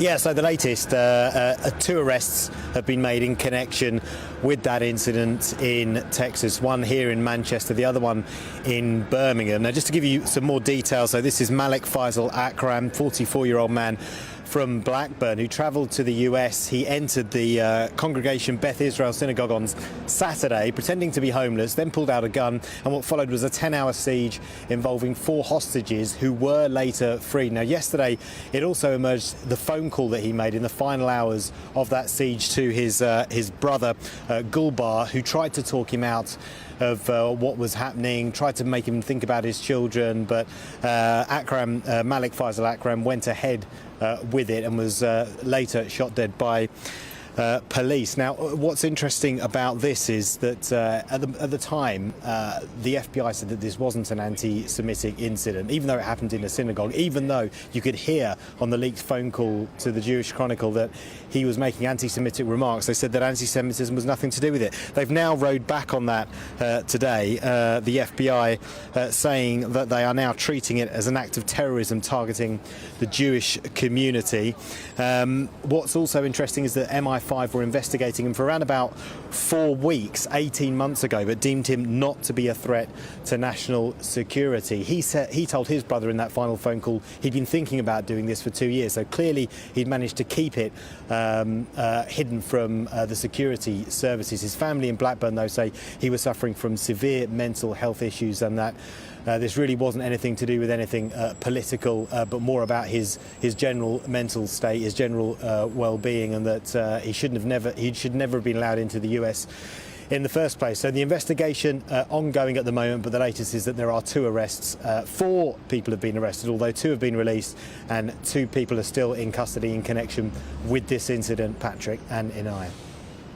Very much, Paul. Paul Hawkins there reporting to us from Manchester City Centre following that news of 2 more arrests now in relation anyway to what's taken place in Texas, which has now been deemed to be an anti-Semitic terror attack. And, you know, I see that from where I'm sitting, and it's not anecdotal, actually, there are facts to back this up, because we had record levels of anti-Semitic incidents in this country last year. Last year now. Of course, it's 2022 now, isn't it? And, and now you're seeing these attacks. It just seems as well like, you know, things like what was happening with that bus full of Jewish kids on Oxford Street, the St John's Wood verbal abuse, I'm guessing. And I think we have to be really honest here. Undoubtedly, anti-Semitism has a long history, you know, within Western society, within far left and far right groups. You know, all of the scandal that happened under Jeremy Corbyn. But a lot of these incidents, we have to be honest, is coming from people doing it often in the name of Islamist belief systems, and that needs to be fundamentally confronted, and it is disgusting if anyone within political leaders and so on are afraid to talk about that honestly. Yeah, indeed. Well, we are hopefully at some point going to be giving you the audio of it's Malik Faisal Akram, make sure I get that right, who was speaking to his brother whilst he was inside in that standoff in the synagogue in Texas, and you know, obviously it's been leaked anyway. So I'm not sure if we can go. Can we go to that right now? I believe. All right. Yeah, let's do it. Why are you doing that, man? Why are you doing that for? You know, what's wrong with you? Why are you coming But down I for? need to do that. You know, you don't need to do this, whatever you're doing, man. Just pack it in, you know. You'll get a bit of time and you'll come out. Yeah. Manny's come back to Black. Do you know what I mean? He's come back last week. Do you know what I mean? He's done his time. Whatever you're doing, man. Think about your kids, man. Think about these guys are innocent. You know? These guys you've got there, they're innocent people, man. Yeah. I mean, it's look, it's obviously terrible stuff, but it's quite gripping, isn't it, to hear these were kind of the mediations that were taking place between the family, and it shows how deranged this guy is or was, because you know he's got kids, he's got family, he's got people who do care about him, and he's just lost it, hasn't he? Well, joining us now is Jonathan Sekadotti, campaigner against anti-Semitism and special correspondent for the Jewish Chronicle. Thank you so much for joining us this morning. I mean, do you think that anti-Semitism is taken seriously enough in the UK? I mean, we've discussed this several times on this show, and it's only seemingly getting more, the incidents that we are seeing. Well, it's interesting that this particular case, the FBI even initially said that it wasn't really specifically aimed at Jews. It was about a single issue. And they have rode back on that now. And as you reported just a few moments ago, they've now said that this is considered as a terrorist attack aimed at Jews. It's quite extraordinary that that's taken nearly a week for that to be specifically and explicitly stated, bearing in mind it was a gunman who went into a synagogue on a Shabbat morning, Saturday morning, when they were praying. I mean, I'm not sure how much more obvious an anti-Semitic attack can be. And as if to make it more clear, he spent the 10 to 12 hours of the siege ranting and raving about Jews, not only to the people in the synagogue, but also to his family. As you said, the Jewish Chronicle has published that audio, and listeners and viewers can hear it at thejc.com in full. And in that recording, he says that he's come to die, that he promised his brother on his deathbed that he'd go down a martyr, and he rants about how he thinks Americans might release Afia Siddiqui, who was once nicknamed Lady Al-Qaeda. She's a terrorist imprisoned for over 80 years in the States on terrorism crimes. And he thought they would release her if he took Jews hostage, because Jews are so powerful and Jews are valuable bargaining chips, and Jews could negotiate her release. So I think this is really like a black and white, cut and dried example of hardcore anti-Semitism. It is, and it does seem to be on the rise. The figures would suggest that. And, incidents like I just mentioned earlier on about what happened on Oxford Street, for example, St John's Wood, et cetera, et cetera, et cetera. There does seem to be a pattern. Maybe this is a bit unfair of me, but there does seem to be a bit of a pattern of police inaction, right? And certainly when they were, there was all these kind of pro-Palestinian protesters or whatever you want to call them, marching through London shouting, "We want Jewish blood, we want this, that and the other." Police officers were just chaperoning them, I mean, if I'd have said that, I would expect to be arrested, right? So this guy, obviously, on top of that, was investigated, and he was still allowed to go to America, buy a gun, and do what he did. So, what do you feel let down? Do you think by the Jewish community? The Jewish community feel let down by the security services at all? Well, I don't think it's necessarily deliberate, but it is an example of shortcomings of security and intelligence efforts to stop these things. Naturally, there will be times when they don't manage to track people efficiently and stop things like this happening. I mean, thank goodness the people he held hostage actually managed to escape, release themselves in combination with the actions taken by the FBI and the hostage negotiators. They fled at an opportune moment. The rabbi actually threw a chair at the attacker and distracted him long enough for the rest of them to get out through the fire escape. But I think that this certainly highlights some failings, because, he was being watched and assessed by MI5 only in 2020. And yet, despite that, despite his criminal record, despite having been in prison, he was able to go to the States. He was able to buy a gun there and walk into a synagogue and hold people hostage, threaten to kill them. So I think perhaps there is an element of this being a failure. And I think that the assessment of him here wasn't necessarily sufficient because it didn't keep him under close enough surveillance. And also there's been a lot of sort of mealy-mouthed defence of him as suffering mental health problems. And I think that's also a little bit disingenuous. The Jewish Chronicle spoke to his former doctor, who said there were no records of mental health problems on his notes, and that he didn't seem to him like somebody who had mental health problems or needed treatment. He said he was a confident, intelligent person who had really veered into extremism. Yeah, and just very quickly, Jonathan, I mean, that's the kind of security element, but do you think that we take seriously enough anti-Semitism within some sections of the Muslim community as well? I think there's a lot of fear of sounding racist or Islamophobic by calling out anti-Semitism within particularly Muslim communities. I mean, just last week, Tara Ahmed, a volunteer during London's 2017 Grenfell Tower apartment fire block, she claimed that Jews were behind it. She had said in Facebook posts that she referred to the fire's victims as they were being burnt alive in a Jewish sacrifice, and that Jews have always been the ones behind ritual torture, crucifixion and murder of children, especially young boys. I mean, these sorts of things are happening. That's rabid anti-Semitism. That was now obviously tried in court. This latest attack from the Blackburn gunman in Texas. These are all important examples of Muslim anti-Semitism. And of course, that's not to say that all Muslims are anti-Semitic, but it's important, I think, that we do recognize that there is a growing and very distressing trend in some Muslim communities of anti-Semitism, and things like her comments can lead to actions like his.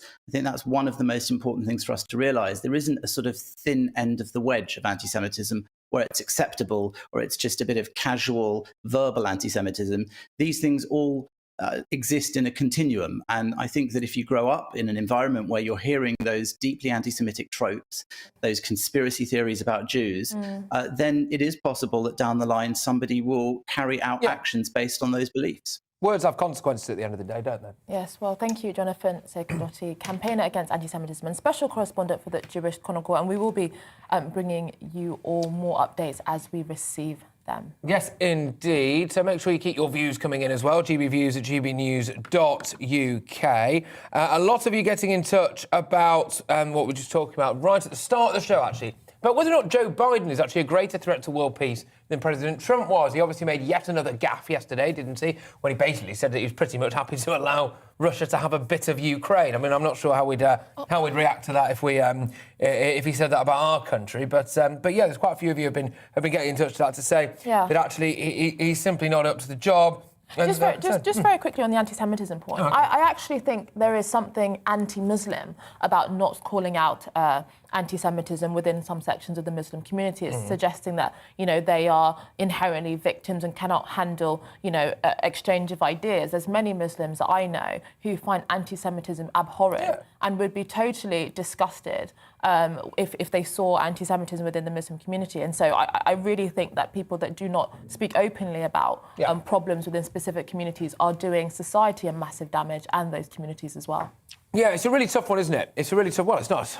I think it is. It can be quite tough because, when you end up with a situation, for example, as well, if there's a terror attack or something, I can remember going around after the Manchester Arena bombing and interviewing several members of the local kind of Muslim community there and just saying, look, what do you think about this? And they all had the same line, of the ones I spoke to anyway. We don't have to say anything to apologise for because it's got nothing to do with us. Why should we have to? And I think they're spot on. They shouldn't have to apologise, but potentially a bit more condemnation from certain things potentially. No, I think we should be calling out wrongdoing, especially when someone's doing wrongdoing in your own name. So if they're doing it in the name of your beliefs, your family, then I do think we all have a responsibility. If someone was committing acts of violence in the name of being British or defending Britain, I would say, no, that's got nothing to do with being British. Yeah. I think we all have a responsibility when people do it in our own name. We do indeed. Right, well, after the break, we'll be talking about the life and death of legendary rock star Meat Loaf. Don't go anywhere.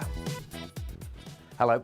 A sparkling day of sunshine for some today, a rather drab day for others, but all of us are going to be dry pretty much. High pressure is in control. That's why the weather's so dry at the moment. This high will stick around for most of us through the weekend as well, but it's just slipping a little further south, which is allowing the breeze to come around the top and bring more cloud into Northern Ireland, parts of Wales, Western England and Western Scotland. Still largely sunny across southern England, eastern England, eastern Scotland, having blue skies for much of the rest of today. But some cloud will drift towards the east and further south across the Midlands. And the odd spot of drizzle is possible over hills, but for most it's dry and fine. Temperatures a touch below average, so still feeling quite chilly, but probably feeling a little warmer in the east because that cold wind from yesterday has gone. Still quite breezy though across the far north of Scotland. That breeze bringing more cloud tonight and some drizzly conditions at times over the Highlands and the Western Isles. Elsewhere it's a dry night. It won't be as cold because there will be more cloud. There will still be some pockets of frost across the south and the east,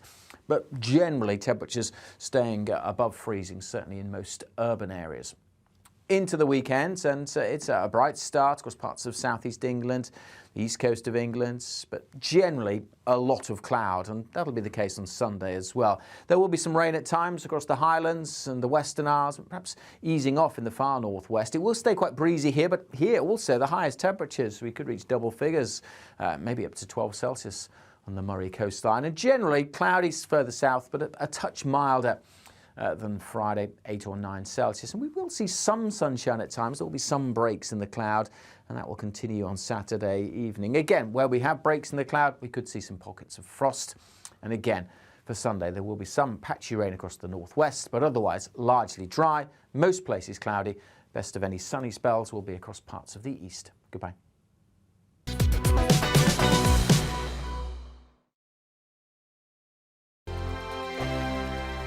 Hello there, I'm Eamon. And I'm Isabel. And you're watching the GB News digital stream across the United Kingdom. And around the world. If you're here in the UK, you can also watch us on your TV screen. GB News is Freeview channel 236. On Sky, we're channel 515. 626 on Virgin Media. Just remember, you might need to retune your TV to watch the channel. Yeah, and if you are doing that, find out more about retuning by going to gbnews.uk.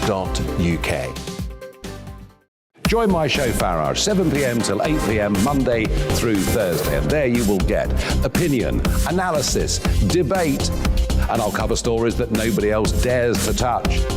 And then for the last 15 minutes, talking pints. We're over a drink. We have a civilized conversation with someone. We very often disagree, but we do it in a grown-up way. Come and join me on Farage.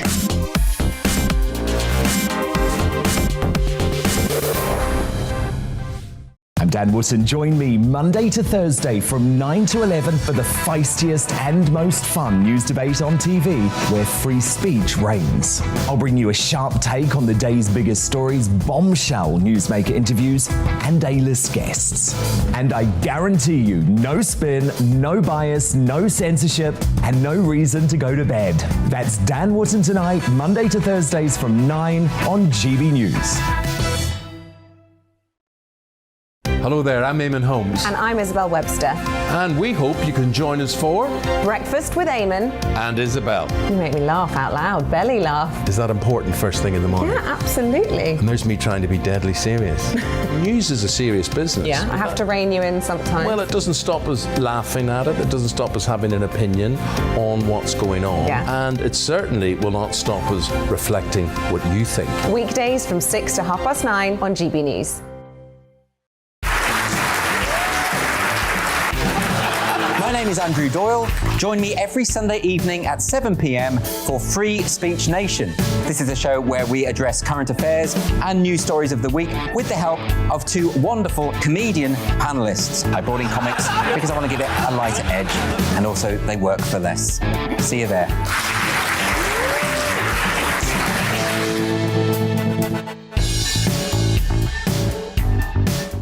Join me, Mark White, here on GB News. For more than 2 decades, I've been at the sharp end of reporting crime and security at home and abroad. From the scourge of terrorism to the fight against violent crime and the deepening small boats crisis in the Channel, they're issues you rightly care about, and so do I. As GB News Home and Security Editor, my focus will be on the stories that matter to you.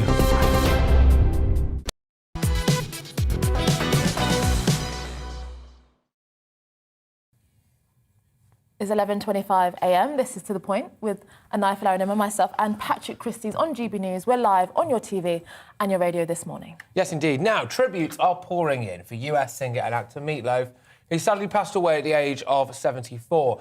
His Bat Out of Hell album is one of the best-selling of all time. He also appeared in movies like Fight Club, The Rocky Horror Picture Show and Wayne's World. Yes, rock journalist John Dingwall, who interviewed Meat Loaf several times, joins us now. I mean, it's very devastating news for the music industry and the world, really. Yeah, but I think we should celebrate what really was an incredible career. And as you mentioned, those movies that he was in, he was equally proud of, if not more so, his acting career as he was his singing career. He had been on and off Broadway in Rocky Horror Picture Show and Hair in the theatre long before he released Bat Out of Hell, which, as you said, became one of the biggest selling albums of all time. But it's iconic. I described it earlier as more of it because we've got someone a little bit younger than myself in the office here. She went, "It's 9 minutes long. It's 9 minutes long." And you go, "Yeah, absolutely. Yeah, it is 9 minutes long, but it's a symphony, right? It's not a normal song. It's a symphony." I mean, he was one of the most stand-up creative minds, probably of his generation, some would say, ever.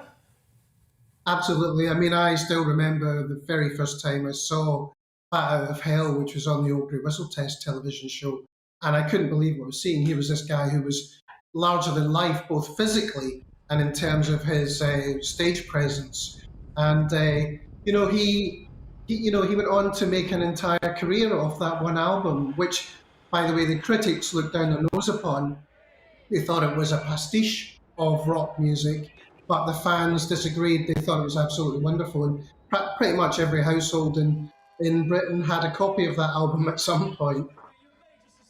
Indeed. And just talk to us a little bit about like what he was like when you were interviewing him. Does he have an off switch? Was he always the kind of guy that you know, his persona was? I mean, he was prone to the odd meltdown, for example. The US Apprentice is, I mean, it was strong stuff. Yeah, he was a force of nature, and I think each time he would test you, he would really, you know, go full guns blazing into an interview. The moment the interview started, he was there, you know, testing out, asking you, demanding to know why he'd asked certain questions. He didn't want to bring up his weight. I think colleagues of mine had been warned or had got into trouble if they brought that up. And he also, you know, he felt he hadn't got some of the credit that he deserved as an artist, both in terms of critical acclaim, but also financially, because for a long, long time he didn't get the royalties that he felt he was due for the Battery of Hell album. And he told me personally he was desperate to sue the record label in order to get millions and millions of pounds that I don't think he ever saw. Goodness me! Well, that didn't. I wasn't. Go on, sorry. Oh, well, sorry. I wasn't aware of that actually at all. You know, it's incredible, really, isn't it, to think that someone could create something like that and then not see the rewards for it. Really, it's yeah, staggering stuff. So, do we know? Look, you know, I've obviously seen a few reports and stuff. Do we know much about the circumstances of his passing? I mean, I know he was obviously 74 years old. I mean, look, you mentioned there not to bring up his weight. He was a big lad, wasn't he? You know, do we know what's happened really? Well, he had a number of health problems over the years, and go back decades when I spoke to him, he was dealing with different issues. In fact, he was such a larger-than-life character that he fell off stage on at least 2 occasions. One time he broke his leg, another time he broke his collarbone. But he also had long-standing health issues. His family have said that he died with them by his side, but they haven't yet actually stated what it was, whether it was old age, whether it was a long-standing health problem. But I'm sure maybe in the days to come we'll find that out. Okay, well, all that remains is your favourite Meatloaf song. What is it? Well, Paradise by the Dashboard Light is up there. Battery of Hell is up there. I mean, there's so many from that album alone. I think there's only like 6 or 7 tracks on there. I can't remember exactly. I've got 3 copies of the album at home. I don't know why. But that whole album was something like nowadays you don't really listen to albums. You maybe stream on Spotify, but back then people would play an album from beginning to end, and that really was a rock opera. So you listened to the whole album and you appreciated every track. Masterpiece, an absolute masterpiece. Look, thank you very much, John. Great to have you on the show and to get your insight really as well into the wonderful world and the wonderful mind of Meatloaf. As rock journalist John Dingwall there, who interviewed Meatloaf several times, just discussing, it's the sad passing, isn't it? Of course it is, of a rock icon. But I believe, ladies and gentlemen, we're going to do something a little bit different now. We wanted to celebrate Meatloaf's life, didn't we? We can talk now to Peter Young, who is a Meatloaf tribute act. I think he's over the phone for us. Are you there? I am. Good morning. Fantastic, fantastic. So can I ask what your Meatloaf tribute act is actually called? Well, the live show with the band is called Back Out of Hell, the Meatloaf Experience, which is due to start this year. We haven't started yet. Good. And my personal self-contained show is All Revved Up. Oh, Back up the album, of course. And what made you or inspired you to become a Meatloaf tribute act? To be honest, I gigged in a bar in Spain, and the guy approached me, told me I sounded like Meatloaf, and I laughed because I didn't think. I said it's hard enough to remember songs that are 3 minutes long without remembering songs that are 9 minutes long. But that's 17 years ago, and since then I've gone on to be, I believe, one of the leading tributes to Meatloaf in the country. So. Absolutely. Well, look, unfortunately, obviously, we were not able to get Meatloaf on the show before, and now, obviously, clearly, he sadly passed away. But we thought that maybe, Peter, I don't know how you'd feel about this, but maybe you could just kind of sign us off before we go into the news, really, with any of his songs, maybe one of the more iconic ones that you particularly like. Just give us a verse or a chorus or something, if that will be all right with you, Peter. Oh, you've dropped that on me. Oh, sorry. You don't have to do it if you don't want. You don't have to do it if you don't want, but it might be nice. To be honest, I haven't warmed up, so... Well, in fact, you know what? We've got Patrick here. The closest next best thing to a Meatloaf tribute act. So let's hear it from you, Patrick. Meatloaf I could never do justice. I would be known as a desecration of Meatloaf's legacy if I decided to do it. But that was Peter Young. Sorry, go on. I could have sent you a track that I'm singing on, but that probably would have been a bit awkward for you to play. But don't worry, the best song he did ever was for Crying Out Loud. That's what I'll say, and that is my favourite song to perform. Fantastic. Long may the tributes keep the music going. That's what I say. Oh yeah. Absolutely. Look, Peter, thank you very much, and sorry for just dropping that on you. Really, it was a bit unfair. No problem. I would have prepared, but obviously. That's all right. Don't worry. Peter Young there, anyway, one of the UK's leading Meatloaf tribute acts. Well, after the break, we hear from a former firefighter about plans for a new skyscraper with only one fire escape staircase. But before that, a look at the morning's news.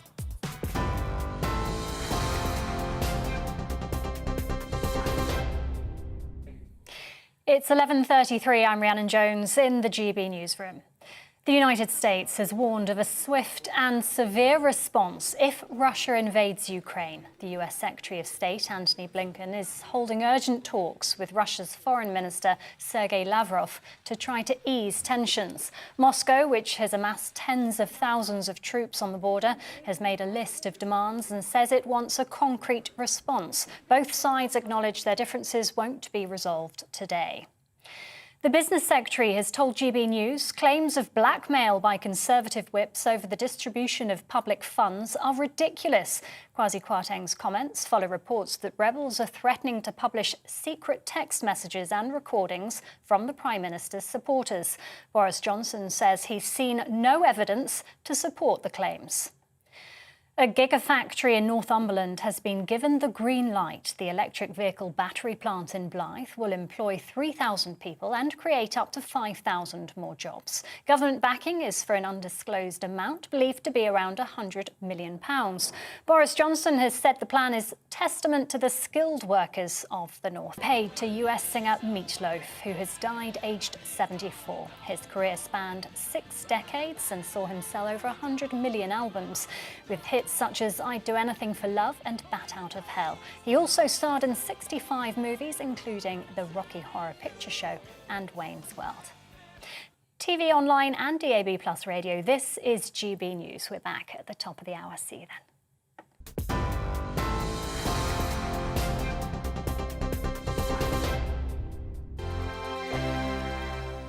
Hello there, I'm Eamon. And I'm Isabel. And you're watching the GB News digital stream across the United Kingdom. And around the world. If you're here in the UK, you can also watch us on your TV screen. GB News is Freeview channel 236. On Sky, we're channel 515. 626 on Virgin Media. Just remember, you might need to retune your TV to watch the channel. Yeah, and if you are doing that, find out more about retuning by going to gbnews.uk. Join my show Farage, 7 p.m. till 8 p.m. Monday through Thursday, and there you will get opinion, analysis, debate, and I'll cover stories that nobody else dares to touch. And then for the last 15 minutes, talking pints. We're over a drink. We have a civilised conversation with someone. We very often disagree, but we do it in a grown-up way. Come and join me on Farage.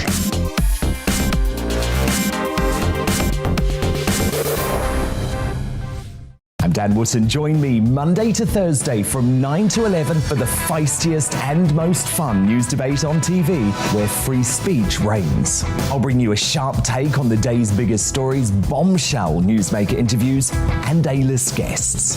And I guarantee you, no spin, no bias, no censorship, and no reason to go to bed.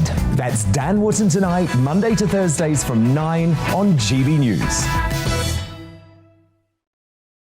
Hello there, I'm Eamon Holmes. And I'm Isabel Webster. And we hope you can join us for Breakfast with Eamon and Isabel. You make me laugh out loud, belly laugh. Is that important first thing in the morning? Yeah, absolutely. And there's me trying to be deadly serious. News is a serious business. Yeah, I have to rein you in sometimes. Well, it doesn't stop us laughing at it. It doesn't stop us having an opinion on what's going on. Yeah. And it certainly will not stop us reflecting what you think. Weekdays from 6 to 9:30 on GB News.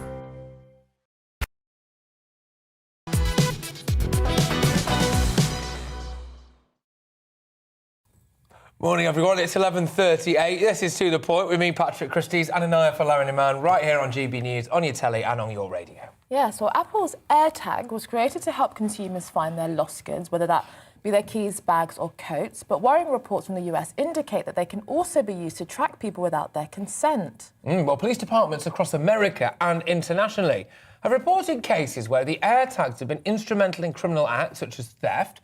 Even more concerning are the reports from women that AirTag devices have been planted onto their person without their knowledge to follow their movements. Yes, indeed, very worrying stuff. Well, joining us now is Will Guyatt, a technology journalist.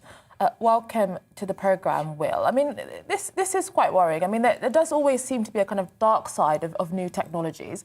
They can help us, but then other people can exploit it for other reasons. I think you're entirely right. The whole idea of these tracking devices is fantastic. I've got one here. I lose my keys all the time, and you'd be staggered how many times a day that actually helps me and makes me feel better about life. No more scratching the head, no more looking around the house and demanding who's nicked my keys. But on the opposite side of that, you've got the concern that these legitimate devices can be actually used for this nefarious purpose. And like you said, that happens with lots of technology in real-world use. I thought Apple might be being unfairly targeted here, though. Other companies exist. There's all sorts of other of these so-called finder or tracker devices, if you would, that are available, and most people use them for legitimate purposes.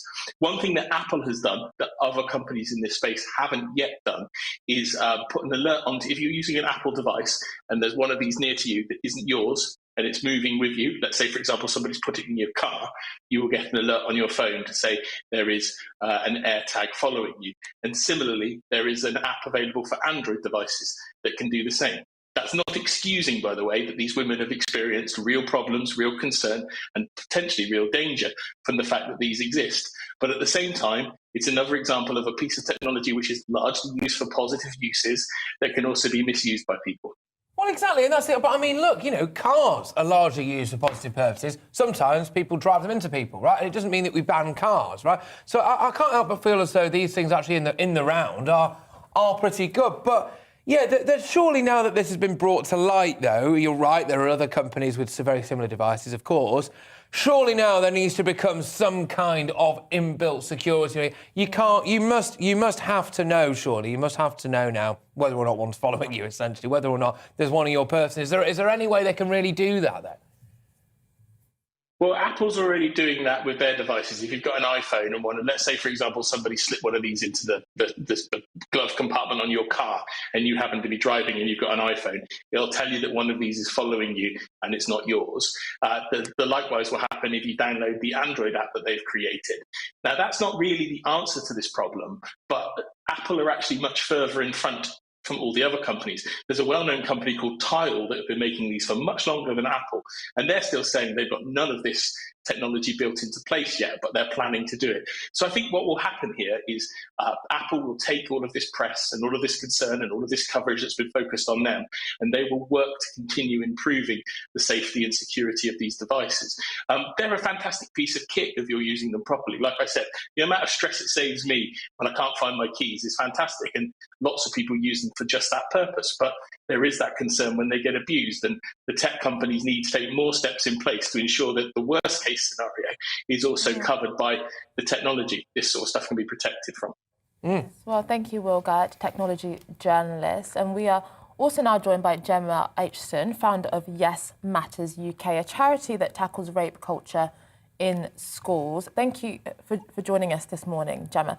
I mean, we just heard from the technology journalist saying that these things can always have a dark side, new technologies. But is there something particular about some technologies like this that make it much more easier for stalkers or people that are trying to exploit it for other reasons?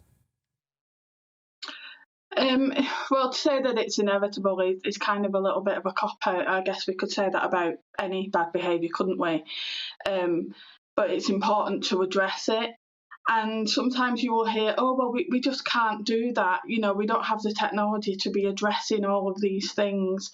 The same when it's used for things like revenge porn or putting cameras in changing rooms and things like that. However, if one of us decided to upload a Disney movie or upload a certain track, it will be taken down within minutes. So it isn't that we can't do it. It's, again, that we pick and choose what we see as important and what we don't.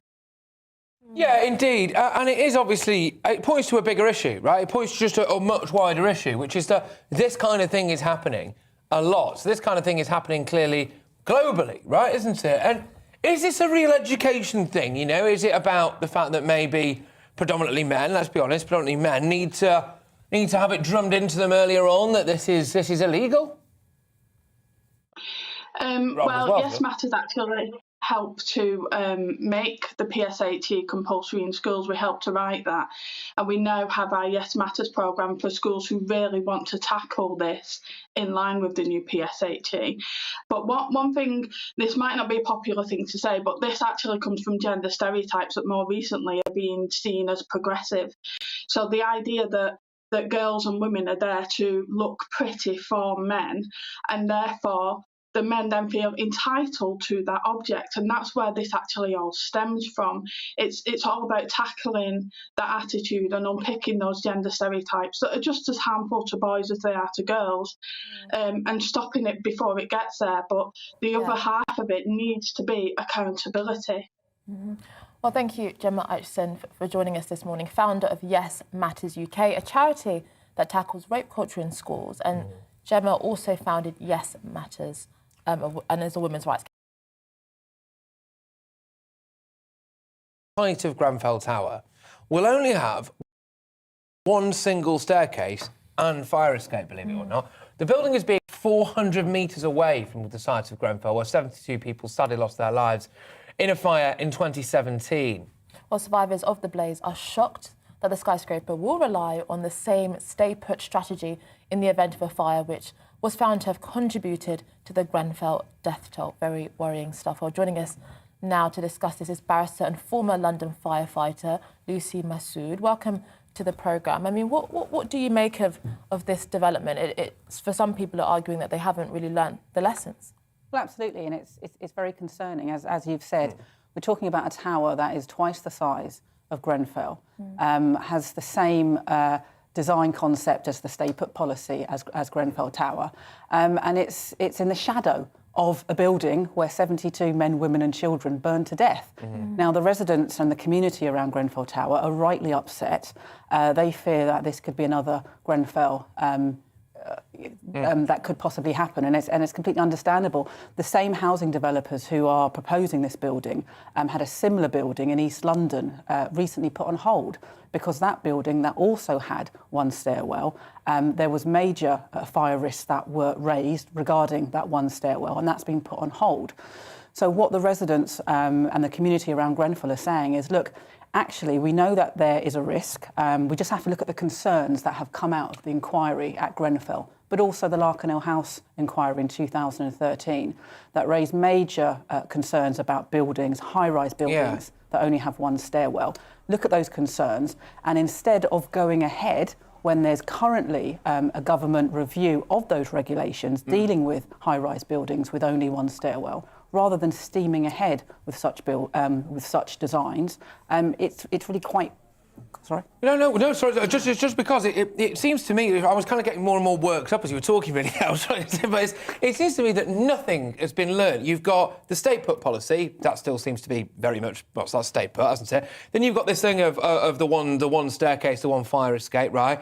There's cladding still all over a load of buildings up and down the country, and years later now, it's only just being looked at potentially that these people won't have to pay to remove their own cladding. So actually, when you look at it in the round, what's changed? Nothing, has it? Well, absolutely. I mean, you've got two issues here. You've got the fire safety issue itself. So as a former firefighter who was based at Chelsea when Grenfell fire happened, speaking to my colleagues who attended that incident, there was massive issues, not only with the residents trying to get out of the building using that single stairwell, but the firefighters trying to get in. And unfortunately, of course, having to deal with not only the hoses that were going into the building, but also the casualties, unfortunately, who were in that stairwell. Caused massive issues.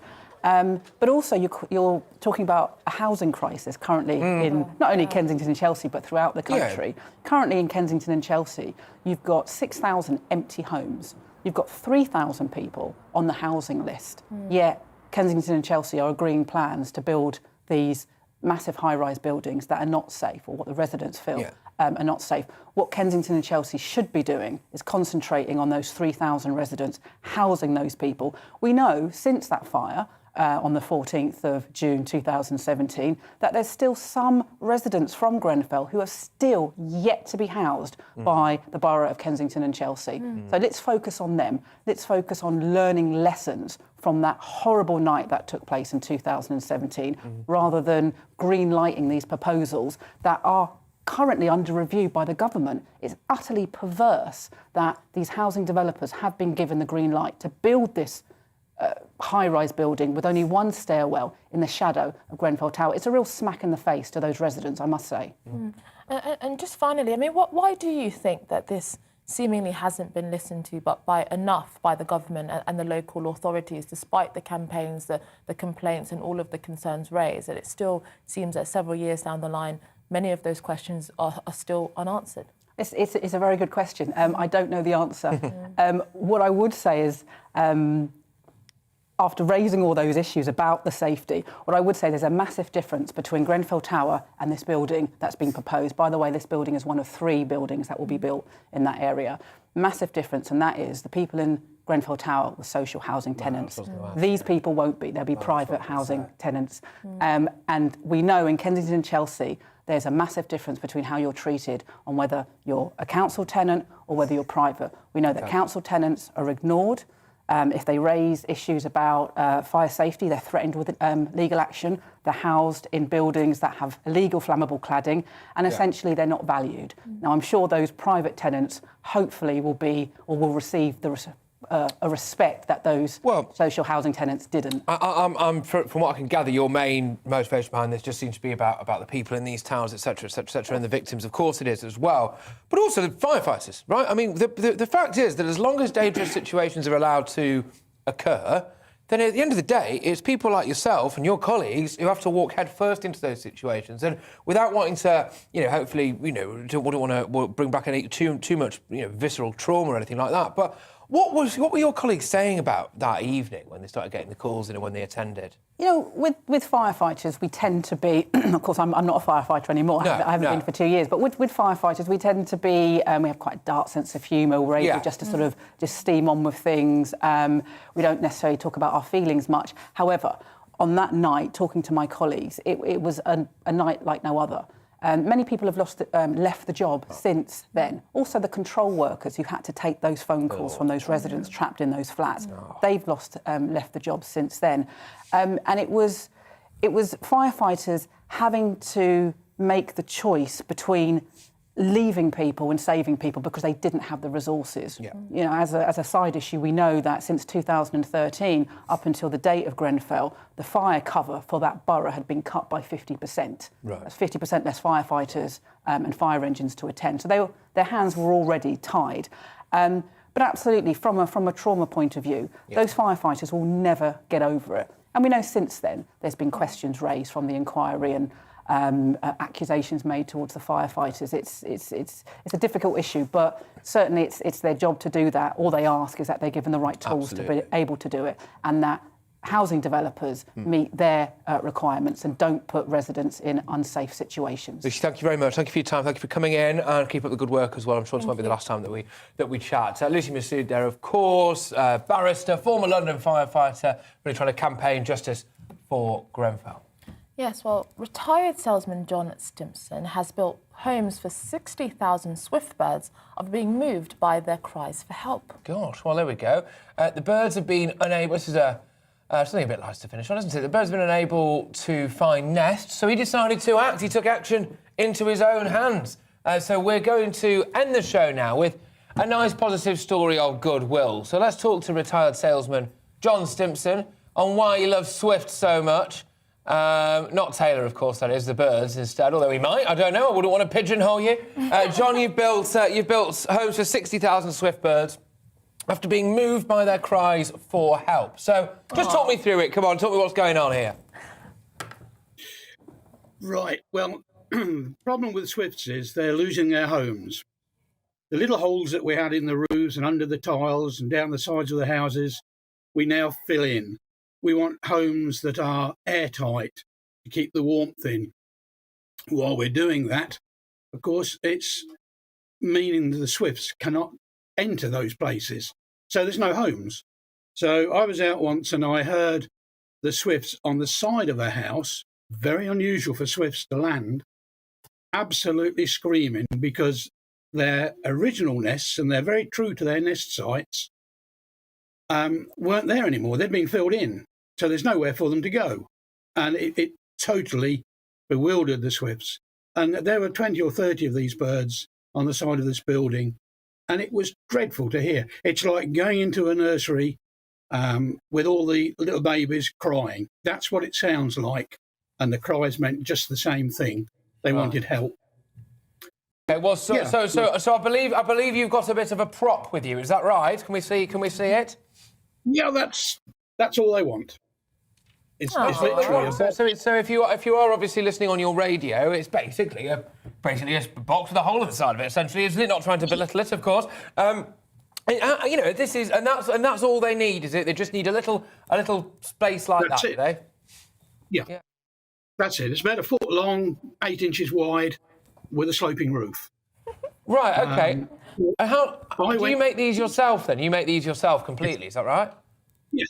I went to listen to a talk given by a gentleman who ran Swifts for London at that time, called Edward Meyer. And he was an extremely good spokesman, and he really did enthuse people there. And I'd made 1 or 2 barn owl boxes over a few years, and he asked me if I could make these Swift boxes. Yeah.